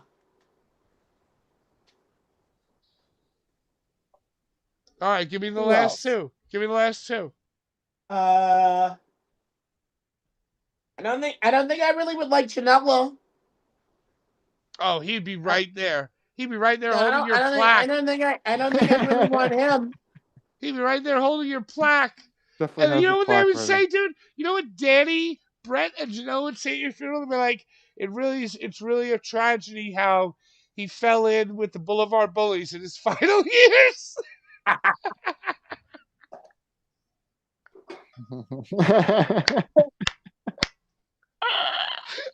Yeah, shaking their heads. It's just too bad. It's too bad. It's just really too bad. Probably Dickinson. You're gonna block Dick? You're gonna block Dick from your funeral? We don't like Dick. We don't like Chris Dick on this show. I'm going to tell you why I said those last 2 is because when I went to the Jaka Memorial Show, I felt a lot of warmth from everybody there, except them. Except them. You know, Chris, and I'm not trying to say he's a bad guy. He's a bad guy. I think he was like in his head with like. Because in his head is shoot up the school because he's a bad guy. He was going to do taekwondo on everybody. Pat's on some shit. He wanted to get that real blood on his kick pads and just fuck up childs. Listen, I love Dickinson. You just said you didn't. No, I didn't say I didn't. I didn't say I didn't love him. I didn't say I didn't love him. I didn't say I didn't love him. I'm talking about how when I was at someone's like memorial, when I was at a memorial to remember someone that died, someone who like meant a lot to me kind of was in a headspace that made me a little uncomfortable. Okay, I mean that's I'm not fair, saying. I'm not saying that diminishes the way that I feel about him. and everybody handles that type of stuff differently. But when I was at the Jocka thing, I told you about my interaction with Joey. You know, where I tried to embrace him, and he's like, "Oh yeah, man. You know, my face, I don't know you." And I'm like, Joe, Joe, this is not the place to be giving those vibes. I know he hates you, Gins. Nah, I and know yeah, he hated you, but I'm me. So I would say those two. Yeah, I mean Danny, Brett, Dick, and Joe. Joey. I feel like at your funeral, at your wake, Danny would speak, but he would have it would be like at your death, it would be the first time you see Danny and Brett together, and Danny would If Danny tried to speak at my wake, Valerian DJ Hyde from Omaha, Nebraska, oh, it's a run-in. What's that? Bap, bap, bap, bap. In all of his roly poly But it's the church. glory, It's the church organ. dude, Boop, dude, boop, he would. boop. Yo, and I'll be right there with him. I'll be right there with him, dude. We're gonna do a run-in, dude. So, but that's what I'm saying. It would be Danny speaking, Brett to his right, Janela to his left. They'd be like, "Yeah, it's a shame he fell in with the wrong crowd. You know, we loved him more than anybody here. And even the people who exploited him for the podcast, they haven't arrived. But what they don't realize is that once DJ busts through those chapel doors and the organ goes bam, bam, bam, bam, I'm gonna fucking drop in like Sting. Yeah. Yeah, and me and DJ are gonna clear house, dude. We're gonna get the motherfuckers for disrespecting the name of Ledge. And in the back, you'll see that there are two indescript, choir boys, right, or whatever, in cloaks. But boom, hoods off, Icarus and Brian. Now the tables have turned. And then guess what happens at the end, Larry? We jump them. And then you get up, you Undertaker, sit out of your coffin, and give Danny the mandible claw, and then we go fucking party. Hey, you go high, I go low. I'd rather give Danny the 5-finger fox catcher. You know what that is? That was like Joey. What was his name? Joey Ryan's deal. The 5-finger fox catcher. Oh, yeah. Well, I'm sure you would. Listen. I missed a lot of the show. Brian, what do you think of Dr. Redacted in Black? He's black now? No, Black Scrubs. Oh, how do you feel about Dr. Redacted in Black? I think that it would make the white more special when he wears it. I think it's cooler to wear the black and then wear a white on a special occasion, as opposed to always wearing white. What's the top 4? What's the Mount Rushmore of jumpsuit colors? You gotta go like jumpsuit white, orange, blue. Well, some scrubs have different significance. Well, he's a doctor. Like the OG scrubs are like blue. Like he would come out in blue. Black is normally reserved for transports. People that transport people around. I feel like my dentist wears black scrubs. He's just trying to. Here in Erie, PA, it's for the people that are not all right in the head and they're special and they make grilled cheese sandwiches at 3 a.m. I would say it's got to go. So good. It's got to go white, orange, baby blue, and then I'm gonna go navy blue just from Mike Myers. Who the fuck cares about the colors of scrubs, dude? We're just chatting, dude. This is God damn it, Brian! What do you want to talk now? We're just doing colors of scrubs. All right, well, Rushmore. Feel free to fucking introduce a new topic. We're still doing Larry's favorite part of the show. Oh, yeah. I'm here. Larry, Rushmore fucking I'm so happy you're back, dude. Because yo, It was a show. ZMZO has 3 questions for Larry, dude. Let's hear him. Who is the packing princess to Daniel, and how can I get on that? What is it? Who is the... Okay, 3 questions. Number 1, who is the packing princess to Daniel, and how can I get on that? ZMZO. Okay. Oh, the answer? Yeah, please. The packing princess was a helper. She was a helper.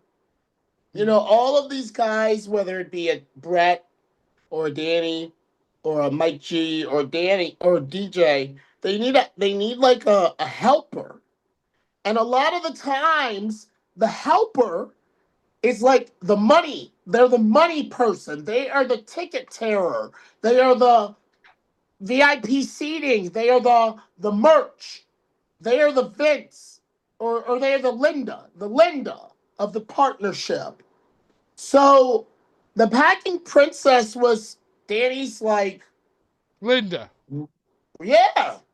She was really like his Linda, and she held the keys to the Venmo, and during the live sales got all the money collected and put over here for John Wayne Murdoch's flight to the UK or reimbursement for that. And all right, I hate this. You know, Next you're getting question.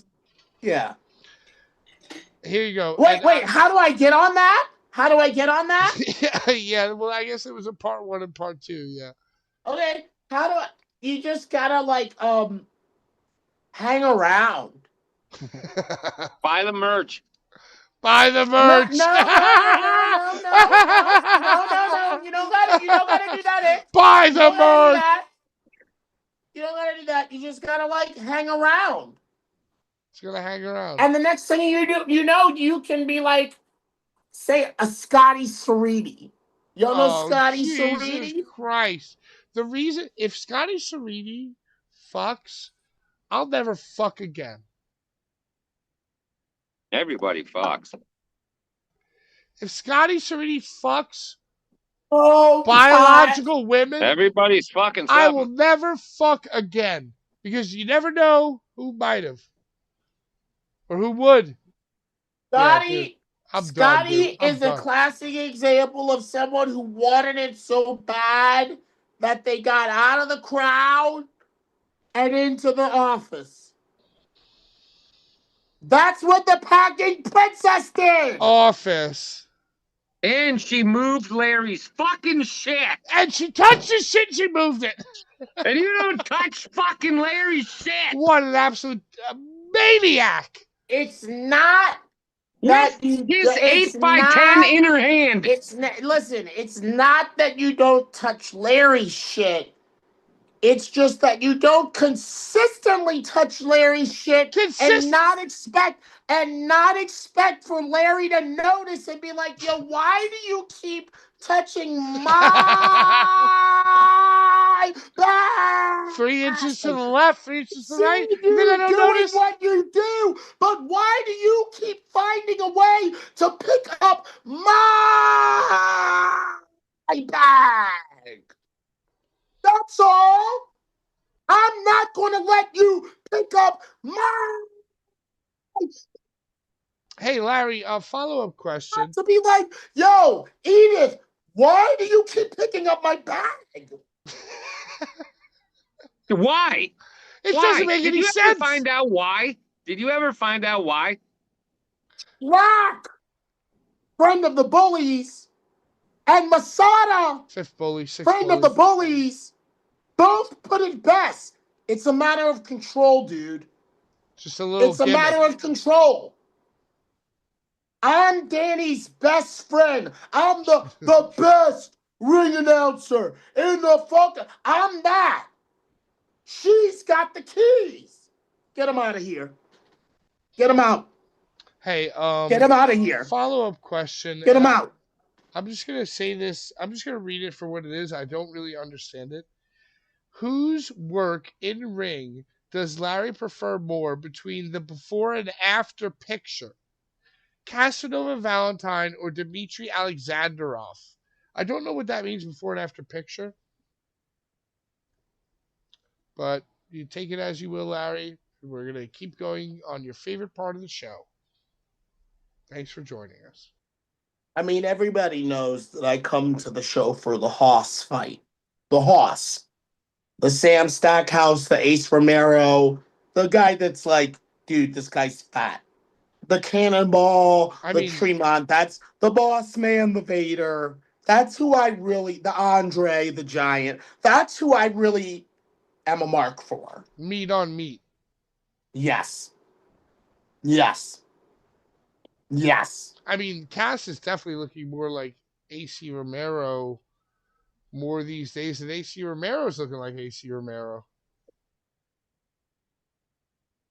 So I'm going to go with Cass.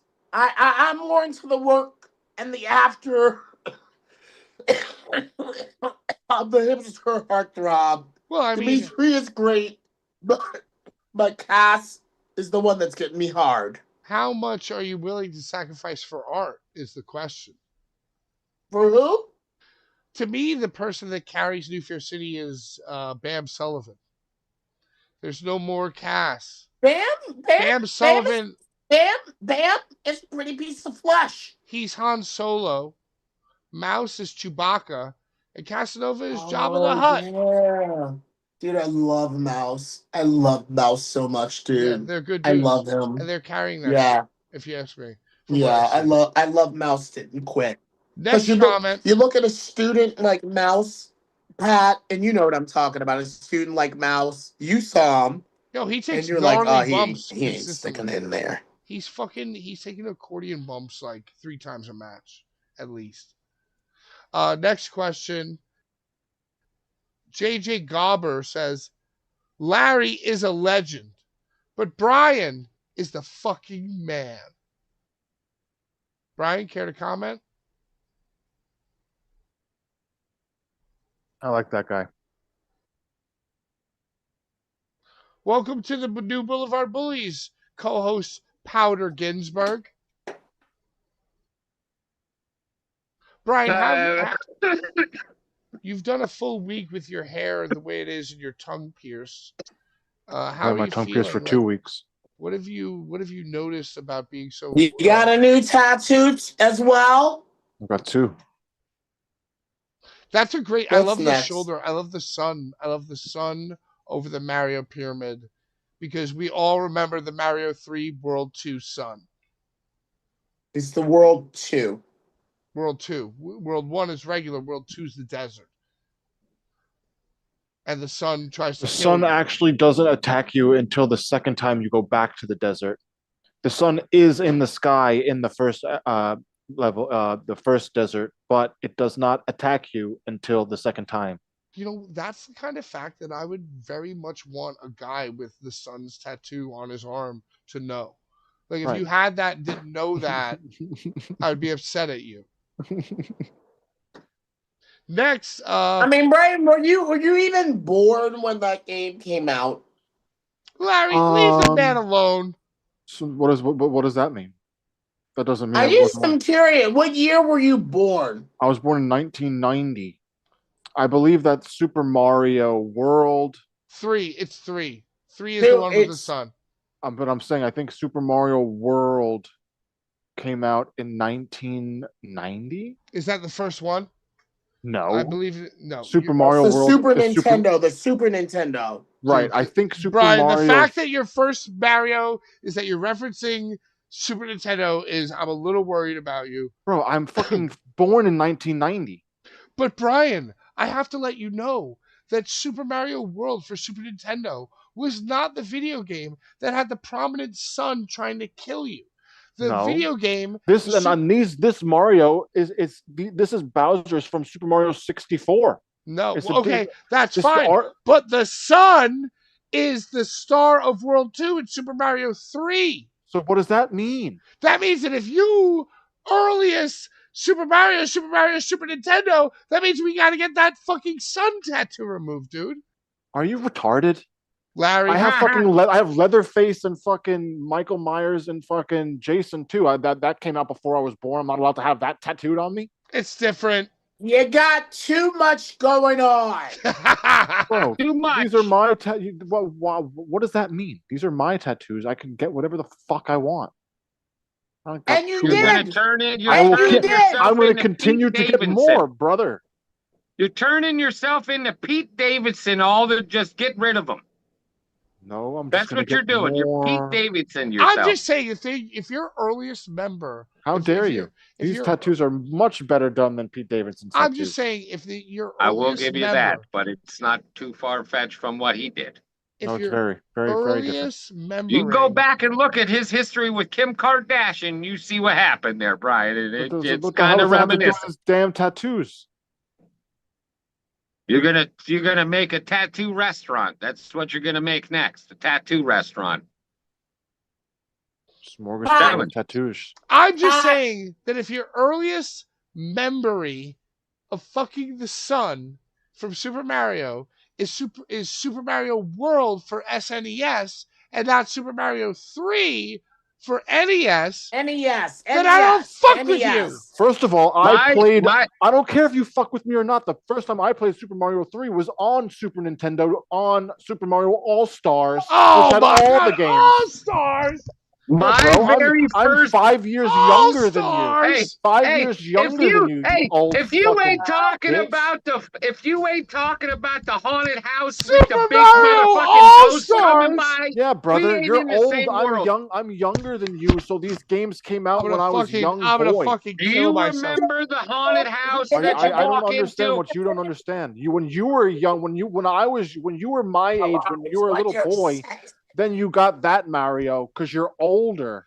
I got Mario because I'm younger. I had a sitcom. That's what I had. I had a Mario and Luigi sitcom. Oh God, bro, you don't even realize what you're saying. Like you don't even realize what you're saying. It's making us all fucking throw our hats up in the air. You don't realize. All right, let's try it. It's not a big deal. It's not a big deal. Hey, Brian, what song is that? Yeah,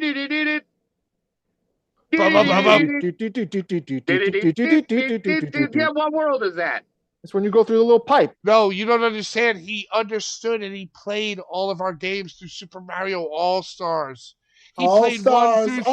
He did it through All-Stars. Oh my God! The new Teenage Mutant Ninja Turtles. All-Stars. He did it through All-Stars. He might know the songs, but he knew them through All-Stars. Hey, that's like cheating and getting the Teenage Mutant Ninja Turtles collection.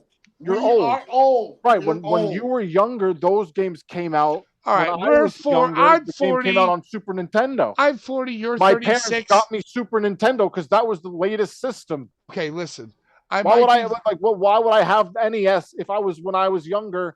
Super Nintendo. Brian, back in my day, I went and got a job and paid for my own NES. Okay? When you were fucking 7 years old. When I was 5. Okay, bro. Now you're bugging.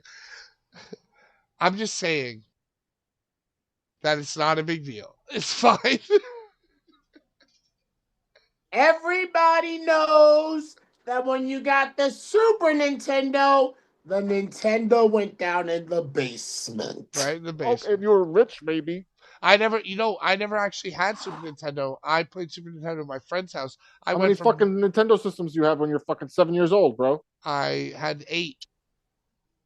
Lucky guy. Yeah, and I played very lucky boy. I didn't get rid of my Nintendo until I got the 32X for the Sega. Right, that's when I went from regular Nintendo to Sega. You don't know about the 32X. I know about it. I had the 32X. Okay, if you're rich. If you're rich, okay, how dare you? Fair. How dare you, bro? You're right. I was able to have Super Nintendo when I was a young kid, and that's how I played my video games. Brian, I had Super Nintendo too. I'm so sorry that's how I played Super Mario 3. Very sorry you should to be. you. You fucking Very should sorry. be. Yeah, bro. Icarus, if you're so fucking keen, if you're so fucking cool and keen on 32X, name me 2 games. It's 9 fucking o'clock. God damn it! Can you finish the goddamn Larry's favorite part of the show? for the two. Yeah, go ahead. Yeah. All right. Well, the first one is Sonic and Knuckles. Second one is Virtua Fighter 3, or maybe 2. Anyway, Lucha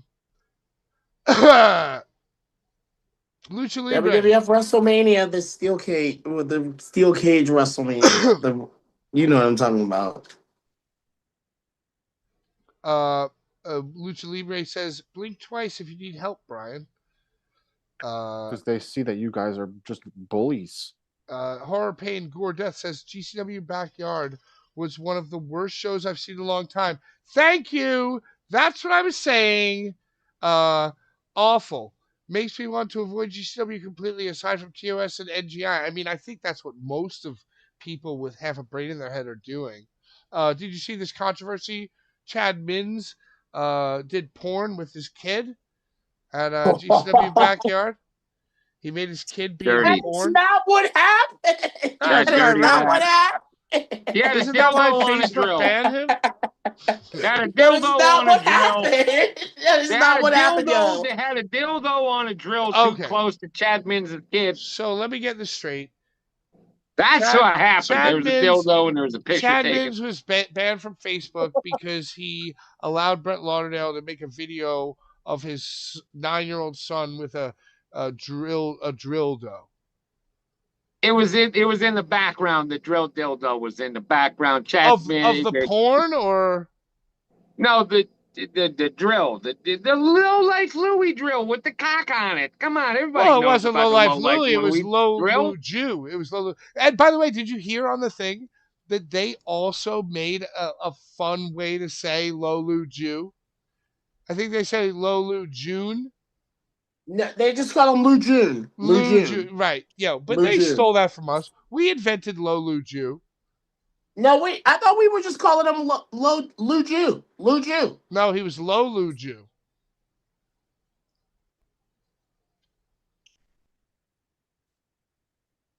But yes, I noticed Look that, at how Pat. When ma- I look at heard how- them look at how calling, when I upset heard Brian them is. calling, when I heard them giving him an affectation to his moniker, that was kind of like, oh yeah, backstage we call him Lou June. You know? Yeah, I mean, I was and, like, yeah, because we called it because we did that. We did that. At first, Brett. I was a little worried about his health, but then I realized, like, compared to Casanova, he looks like Rey Mysterio.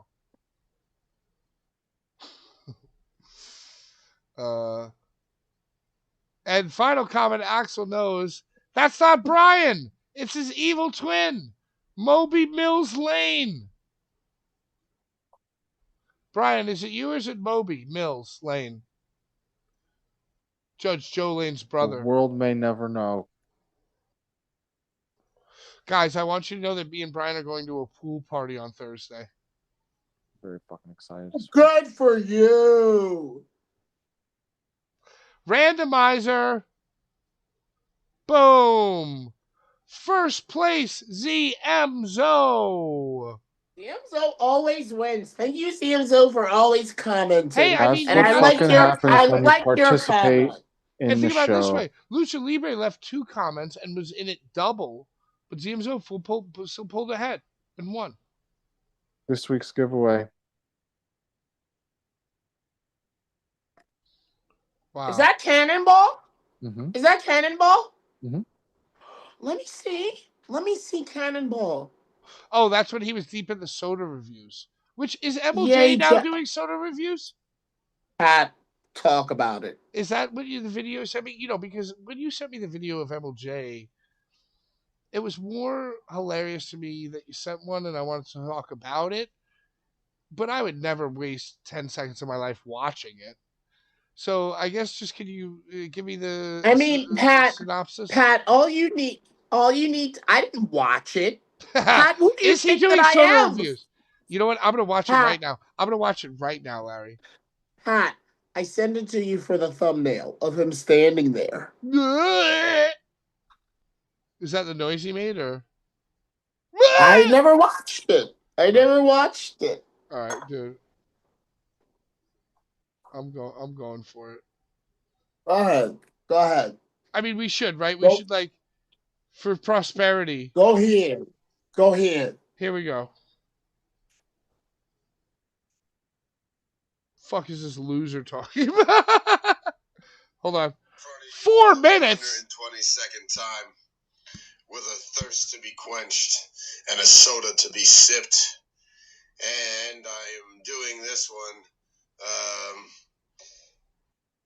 a day or the day. I don't know how time works. Cool. That I You're returned cool. from the New England trip that GCW had successfully. Is this a real thing, dude? Come on, dude. This motherfucker is sitting in his mom's kitchen. This is a 5-minute video. Is he about to drink soda? You should. Anyways, so you can't go to New England without getting some local New England-based sodas. And I was so this guy stole provided to me. Lou Gehrig's disease, victim and sufferer. And thank you. When I said it, Jeff Cannonball's gimmick. Jeff Cannonball's fucking dying somewhere with kids. And MLJ is fucking doing 5-minute soda review videos? Is this a fucking joke, Larry? Can you hear him? I didn't watch it. Because well, you know what? Live. You're doing because it live. I'll tell you this. I feel like by the time that this video reaches the end, which is 4 minutes 53 seconds, I gotta shut it off before then. Because if I do, I might meet the very fucking same end as Jeff Cannonball. Listen to this fucking guy. And I did a little bit of reading about the Harmony Springs and their artisan water. This is a real thing, dude. You see, what I found out is they have an aquifer. Dude, and you know what the craziest thing about it is to me? If my name was Brett the Hitman Lauderdale, I would fucking text message this guy immediately and be like, hey, whatever that was, stop doing that. Don't do that anymore. There's the only reason that your fucking Twitter and your Instagram exists is to repost clips of yourself, clips of GCW. The ones that I want you to fucking repost, you repost. You fucking amoeba, loser, weirdo, Jimmy Lloyd skeleton. I don't want you doing soda reviews. Please try your best to come up with an original idea that isn't sending your dick over Twitter when it's a hashtag, COVID wrestling Twitter after dark. Congratulations, dude. The thing that you always wanted to do, the thing that you got into the wrestling business to do, which is show fucking losers your cock. You got a free pass to do it during fucking wrestling Twitter after dark during COVID. Congratulations, dude. Guess what? You got to skate right underneath all those guys who were called out, who had the balls to do it in private. You use wrestling after dark to show everyone your cock. Dude, you're ring announcing for CZW. You're signing autographs for little kids, little William in CZW. I've seen it. And they all fucking follow you. CZW is a real fucking responsibility. And you know what? I hate to admit it, but so is GCW. But you're showing your cock on Wrestling Twitter After Dark. Now you're stealing Jeff Cannonball's gimmick, which you're doing soda reviews? Could you be any fucking lamer? What was the first pop that he's ever had? I think he's still searching for it, dude.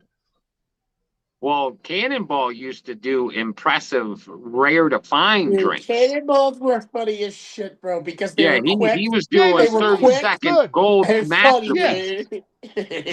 I still remember the bubble. I remember the bubble gum one because that was the best. He took a sip and then he looked at the camera and he went, yeah, this one's great. Can you imagine? Okay, dude, and let's and I know we're late. This is from Rocket Soda. I know we're late. Bubblegum.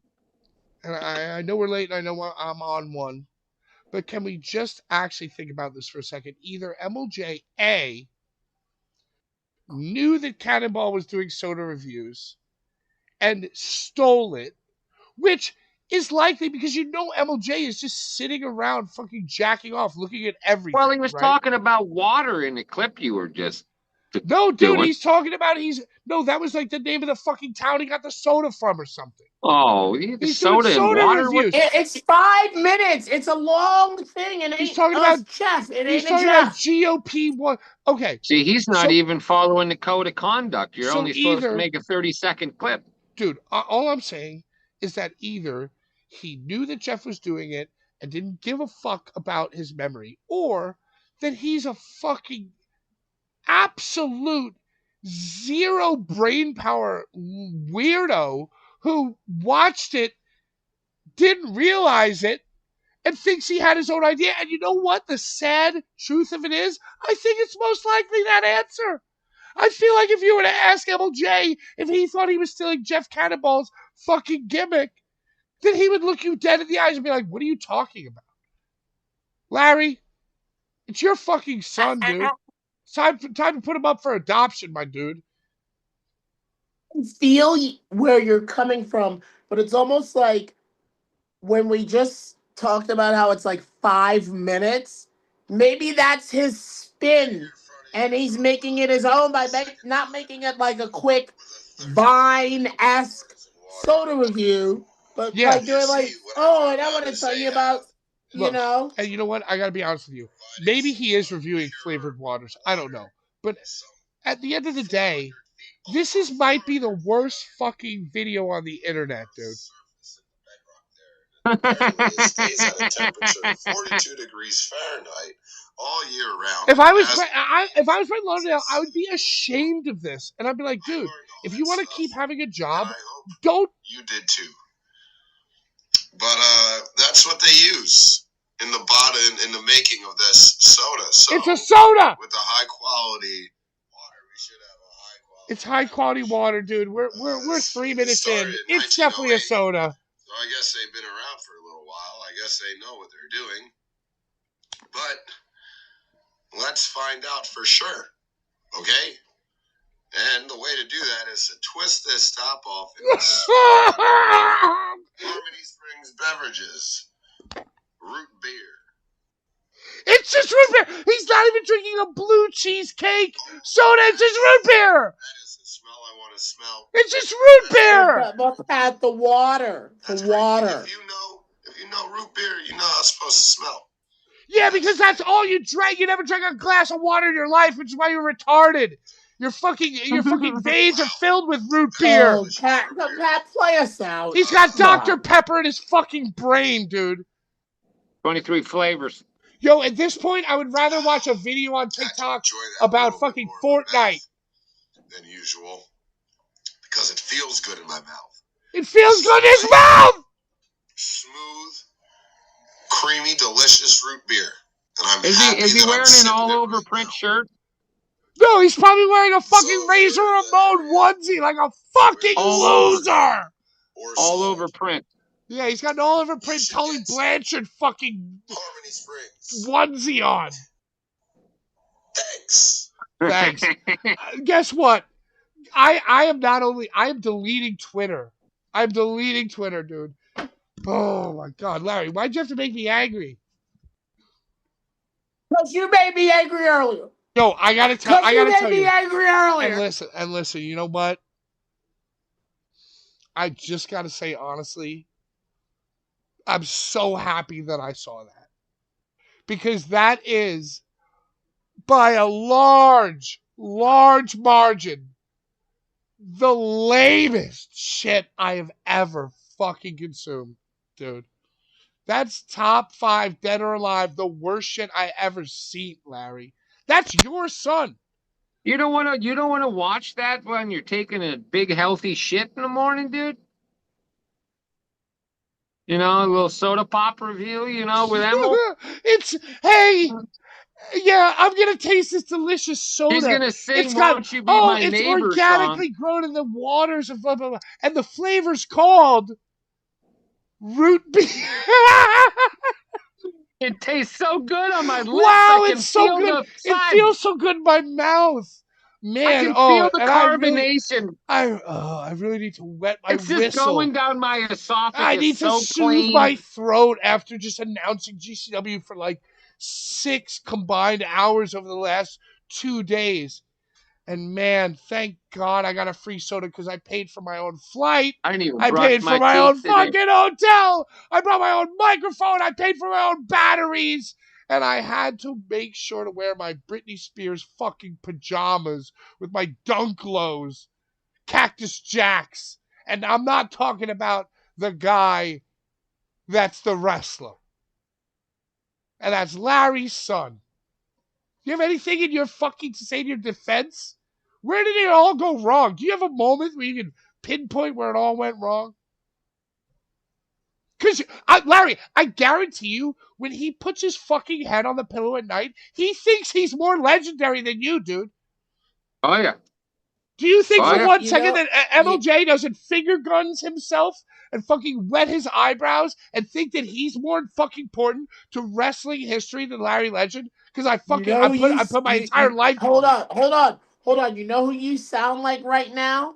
I'm sick to my stomach. Let me tell you who you sound like right now. You sound like Brett fucking Lauderdale. How dare you? Brett Lauderdale's employed this motherfucking loser for 15 years.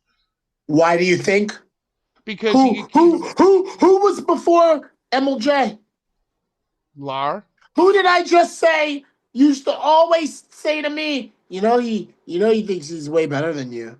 He thinks he sounds better than you. He thinks, who's always in my ear that way? Yeah, but he was doing it to make you work for cheaper, and he was doing it to manipulate you. And then at the end of the day, his words mean nothing because he employed the motherfucker over you, and fucking bought into. He didn't just employ him over me. He showed me the door. Well, but it's because he needs a fucking empty vessel, a little fucking loser with no brain in his head.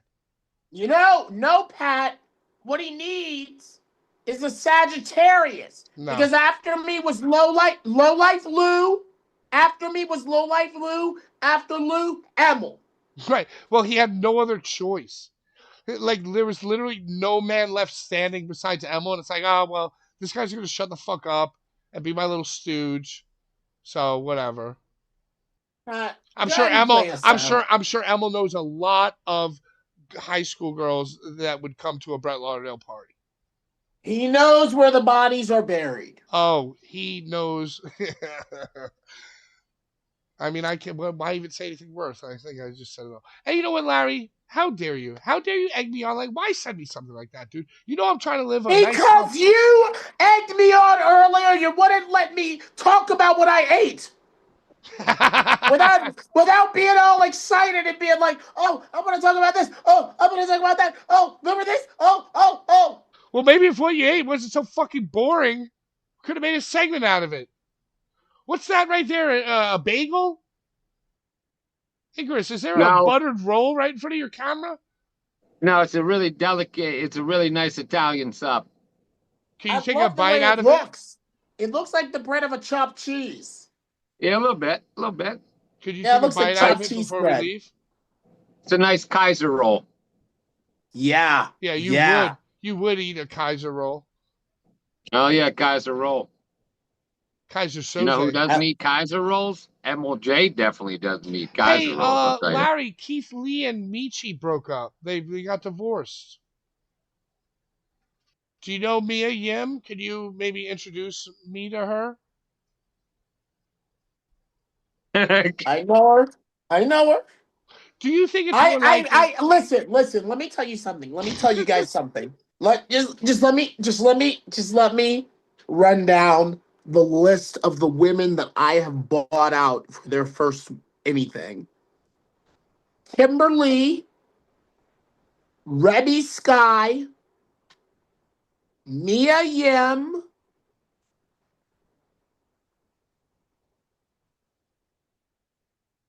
and some other ones. I just want to talk about. I'm talking about my major ladies that the first time their names was ever said on anything, it was me being like, her. Okay, so do you think? So yeah, I know her. I know her well. I know her well. Could you get her to come barbecue with us at TOD and you could just introduce us maybe? I mean, her legacy in the game is Combat Zone. is her first thing. Combat I think we Zone. should invite her. I think that we need to get into the mind of DJ Hyde. I feel like she can't come unless Jade and B-Fab come with her, and I don't think they're coming to that. Oh, that's right. She's divorced but still employed. Yes. Yes. Oh, shoot. Yes. Yes. So I don't think we could get her.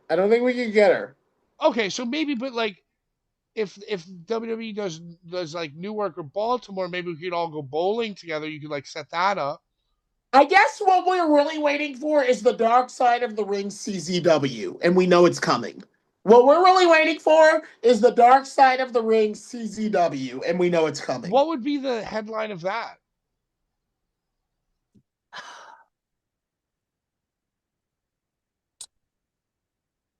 I guess it would be like an amalgamation of ECW gone, new violent shit in South Philly, the wrestler, Gage robbing the bank. It would be heavily. Hold on. The legacy of all the champions that are now like top guys in the bigs. And that's all it would be. It would feature like 2300 as well. 2300. So you would have to include like 3PW and propane and shit. Yes. You would have to talk about that. Yes. Yep. Which I would love that. How wrestling never died. Wrestling never, even though ECW left, that place kept wrestling. And look at the production. Look at the Max, the Mox. That's why wrestling can never really truly lose that arena in any way, shape, or form. Like somebody's got to be running at it. That's the mob. Yeah, you got to. You got to run something through there. Because Battlegrounds, they were trying, but they don't even run shows anymore. Yeah, what happened with them? You gotta have that mob money, Ick. You gotta have that mob money. Gotta have it. All right, we're all done. Show's over. I had a lot of fun. Icarus, final thoughts, predictions, comments. I'm gonna trip it. I'm gonna trip in a couple seconds, so I got the mood set it right. Nice. I'm gonna trip and watch this TNA shit. How about Brian not even saying bye? He waved. Yeah, he's a waved. Douche. He waved. He's brand new. He waved. He's bougie. He waves. Oh, all right. He waved. Pat says he waved. No, you want to know what, Larry? You want to know what kind of Brian is? You want to know what kind of person Brian is now? If you put your shit down, he would move it. Yeah, that's Brian. Yeah, if you put your shit down, he would move it. Oh yeah, that's him now. You know, I got to tell you guys something. It's very private, but I'm going to tell you. This might give you some insight into the type of guy Brian is now. So on Thursday, we're going to a pool party. And like, it's a very, very small gathering. But Brian is my +1, right? Brian invited his own +1. Even though he was a +1. Oh, that little fucking. Without even he pulled consulting. a Seinfeld on without even consulting. And then the main guy had to text me and be like, hey, I kind of want to like deny this +1 of your +1, but I feel weird. Like, did he ask you? And I'm like, oh, it's the first I'm hearing about it. And I got to tell you, it's a little weird. Yeah, George. And by the way, it wasn't a lady. It's just another guy. No, it's just another friend. Oh, no, they go rock climbing and stuff. No, they go rock climbing and stuff. So and listen, hey, you know what? Listen, dude, I always have a revolving. This whole time, I'm thinking you're talking about a broad. It wasn't a broad. Oh no, dude, no. So think about it, like, and listen, Danny is very, very welcoming to me. If I have a random broad around, I can bring a random broad. You can bring a random broad, but don't bring like another friend. You know what I'm sausage, a hot dog, a no. You brought a glizzy. You brought a glizzy. And we all like this guy. This guy is cool. He's totally fine. He has no heat. But it's like, hey, we can all bring... But over the strength of you got invited to some swanky shit. Well, it's not even telling anyone. But he's my +1. Okay, so to me, it goes without saying, if you had a lady, you could come with your lady, because you're my +1 and your lady is just like a parentheses one, just connected. But to invite another, like he extended the universe, one more, like you know. And you know this guy? I do, and he's great. You know him too. Should I say the words? It's Vinny Dudes. Changes things. Okay, and Vinny Dudes, great guy, awesome guy, great for a pool party. And the host of the gimmick isn't even like, he's cool with Vin, but he just like only wants this many people at his house. It is bad form. It's bad Because you form. you gotta say, hey, I'm so excited to swim. Can I invite VD? You gotta say that, right? You gotta be like, yo, He didn't even say that? No, it was just all of a sudden like. Oh, I don't like that kind of talk. I don't like that kind of talk at all. No. That's a violation. And you know it is. At the table, that's a violation. And then you think about it this way. I'm hearing it for the first time from my friend. A violation, dude, violation. So, but I mean, you're violated, dude. We're all gonna swim. We're all gonna have a good time. But I love Vin. I love Vin. I do too. And you know what? I'm sure if we're at a pool party, we're gonna have a lot of great laughs and great times. He's a great guy. But at the end of the day, the person who invited me, who allowed me a +1, who I chose Brian for, is just like feeling like a 10-person gimmick. Now, if you there are only so many hot dog buns, dude, if you would have extended your +1 to Vin, do you think you would have bought Bri? I feel like Bri wasn't even my +1 because Daniel has, like, other times when Brian's been my +1 or we've been together, we ran it. Danny's actually texted me like, I love Bri. So I feel like Bri's like a +half. Like I think it was all good. Like I didn't need to ask permission to Bri. I could have even maybe brought Bri and a +1. Just Brian's top half, not his bottom. Right. No, everybody wants to see his shoulders and his new face. Nobody wants to see his ass. Right. He doesn't work his ass. Yeah, I work my ass. Dude, so the new park I'm looking after has all types of like workout gear. And it's one of these gimmicks where like I can spend 3 hours doing all my shit and I'm just gonna work out. I'm sending you guys videos. But we're not doing push-ups, we're doing chin-ups, dude. Get ready. Work your body, dude. Work it. Well, I'm a little worried about this pool party. I'm a little fat. But you know Look what? At me. Well, I was gonna say your photo from No Man's Land inspired me, dude. I'm gonna just let it rip. Dude, who cares? Doesn't Necro let it rip? I don't care. He lets it rip. Dude. I think I'm gonna let my hair get like Necro. I see myself going balder and balder. I think I'm just gonna do a skullet, dude. I'm gonna do a Necro skullet. I love him. I love him with all my heart. He is a very, very lovable motherfucker. But you know who else is lovable? The dirty white boy, Chuck Stein. No, before we leave, tell me a charming Necro interaction that you had this weekend before we leave. I wanted to warm my heart before I sign off. Because I saw y'all had the picture. Saw y'all were chilling. I got it, and we can go. After he finally got out of the ring, mind you, I'm down on the apron going, Dylan, take this towel. Dylan, please take this fucking towel. And he's like just staring straight ahead, breathing, bleeding, just bleeding out, breathing and staring straight ahead. When he finally gets out of the ring, and you know how vets do that sort of sit my ass down on the apron, like when I get my fucking, he did that, and he goes, oh, at least it ain't my jacket off arm. That's fucking American talk.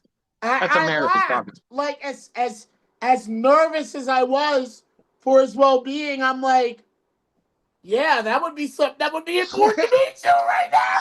He would have still made it work. He would have still made it work. And then he finally grabbed the towel. He would have lassoed that bitch over there. And then he put his feet on the ground and he started walking to the back and he looks at me and he goes, "Give me that goddamn towel." That's never happened to some dude. That's Yo, it, dude. hell That's my yeah, story, dude. bro. That's the guy. That's the guy right there. That's the last guy I Yeah, believe in, dude. That really honorable mention to Masada, but that's the last motherfucker that I fucking believe in. I'll tell you what, dude. That's crazy, Icarus. I thought that your background was like an imposed, like a Zoom impose. That's your real gimmick right now.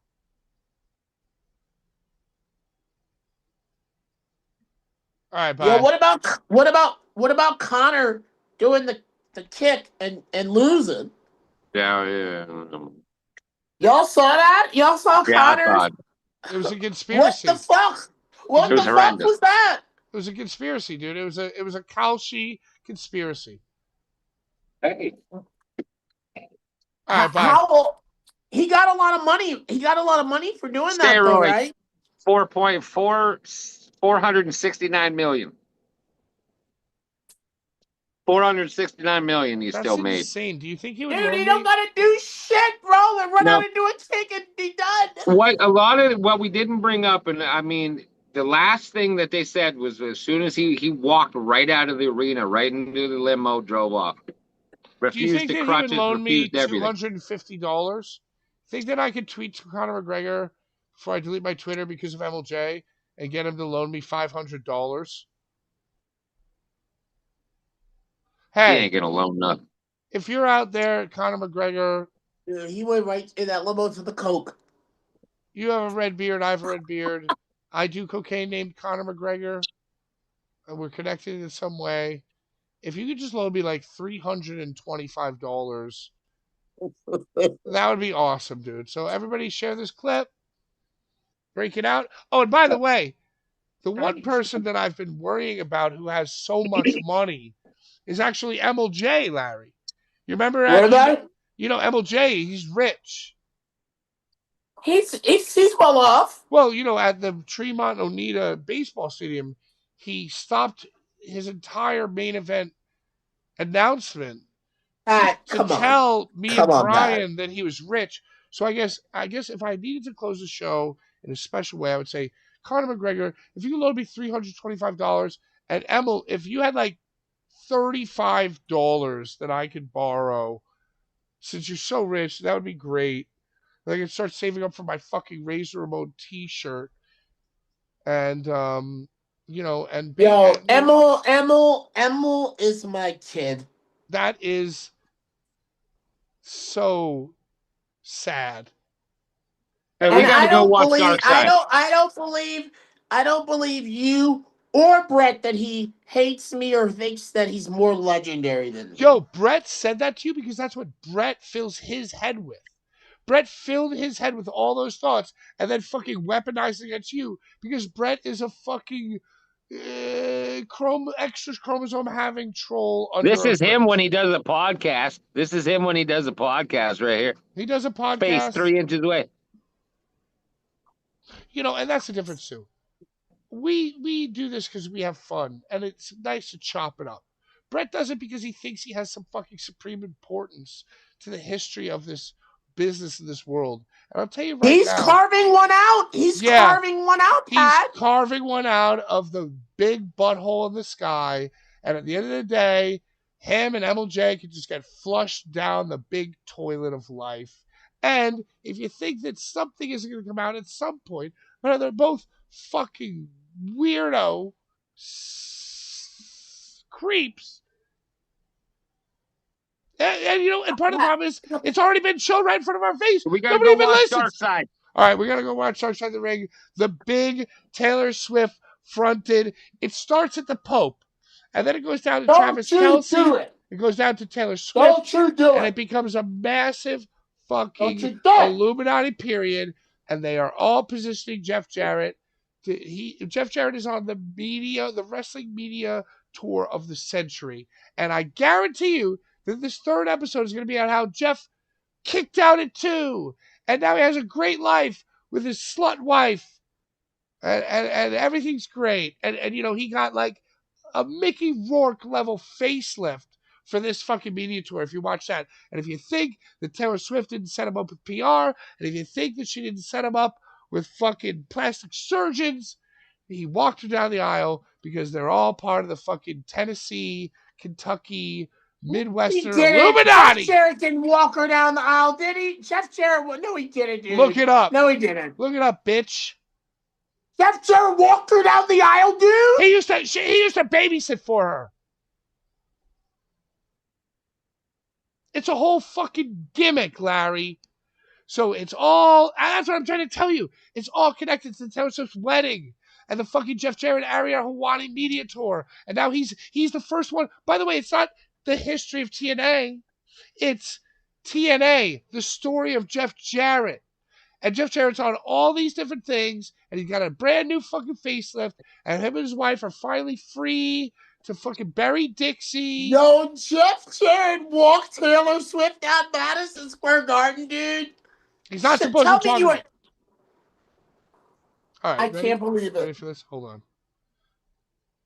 Dude, I cannot believe it, Patrick. I cannot believe what you're saying to me right now. How am I just now hearing this? I heard it directly from Conrad Thompson, who walked Taylor Swift down the aisle.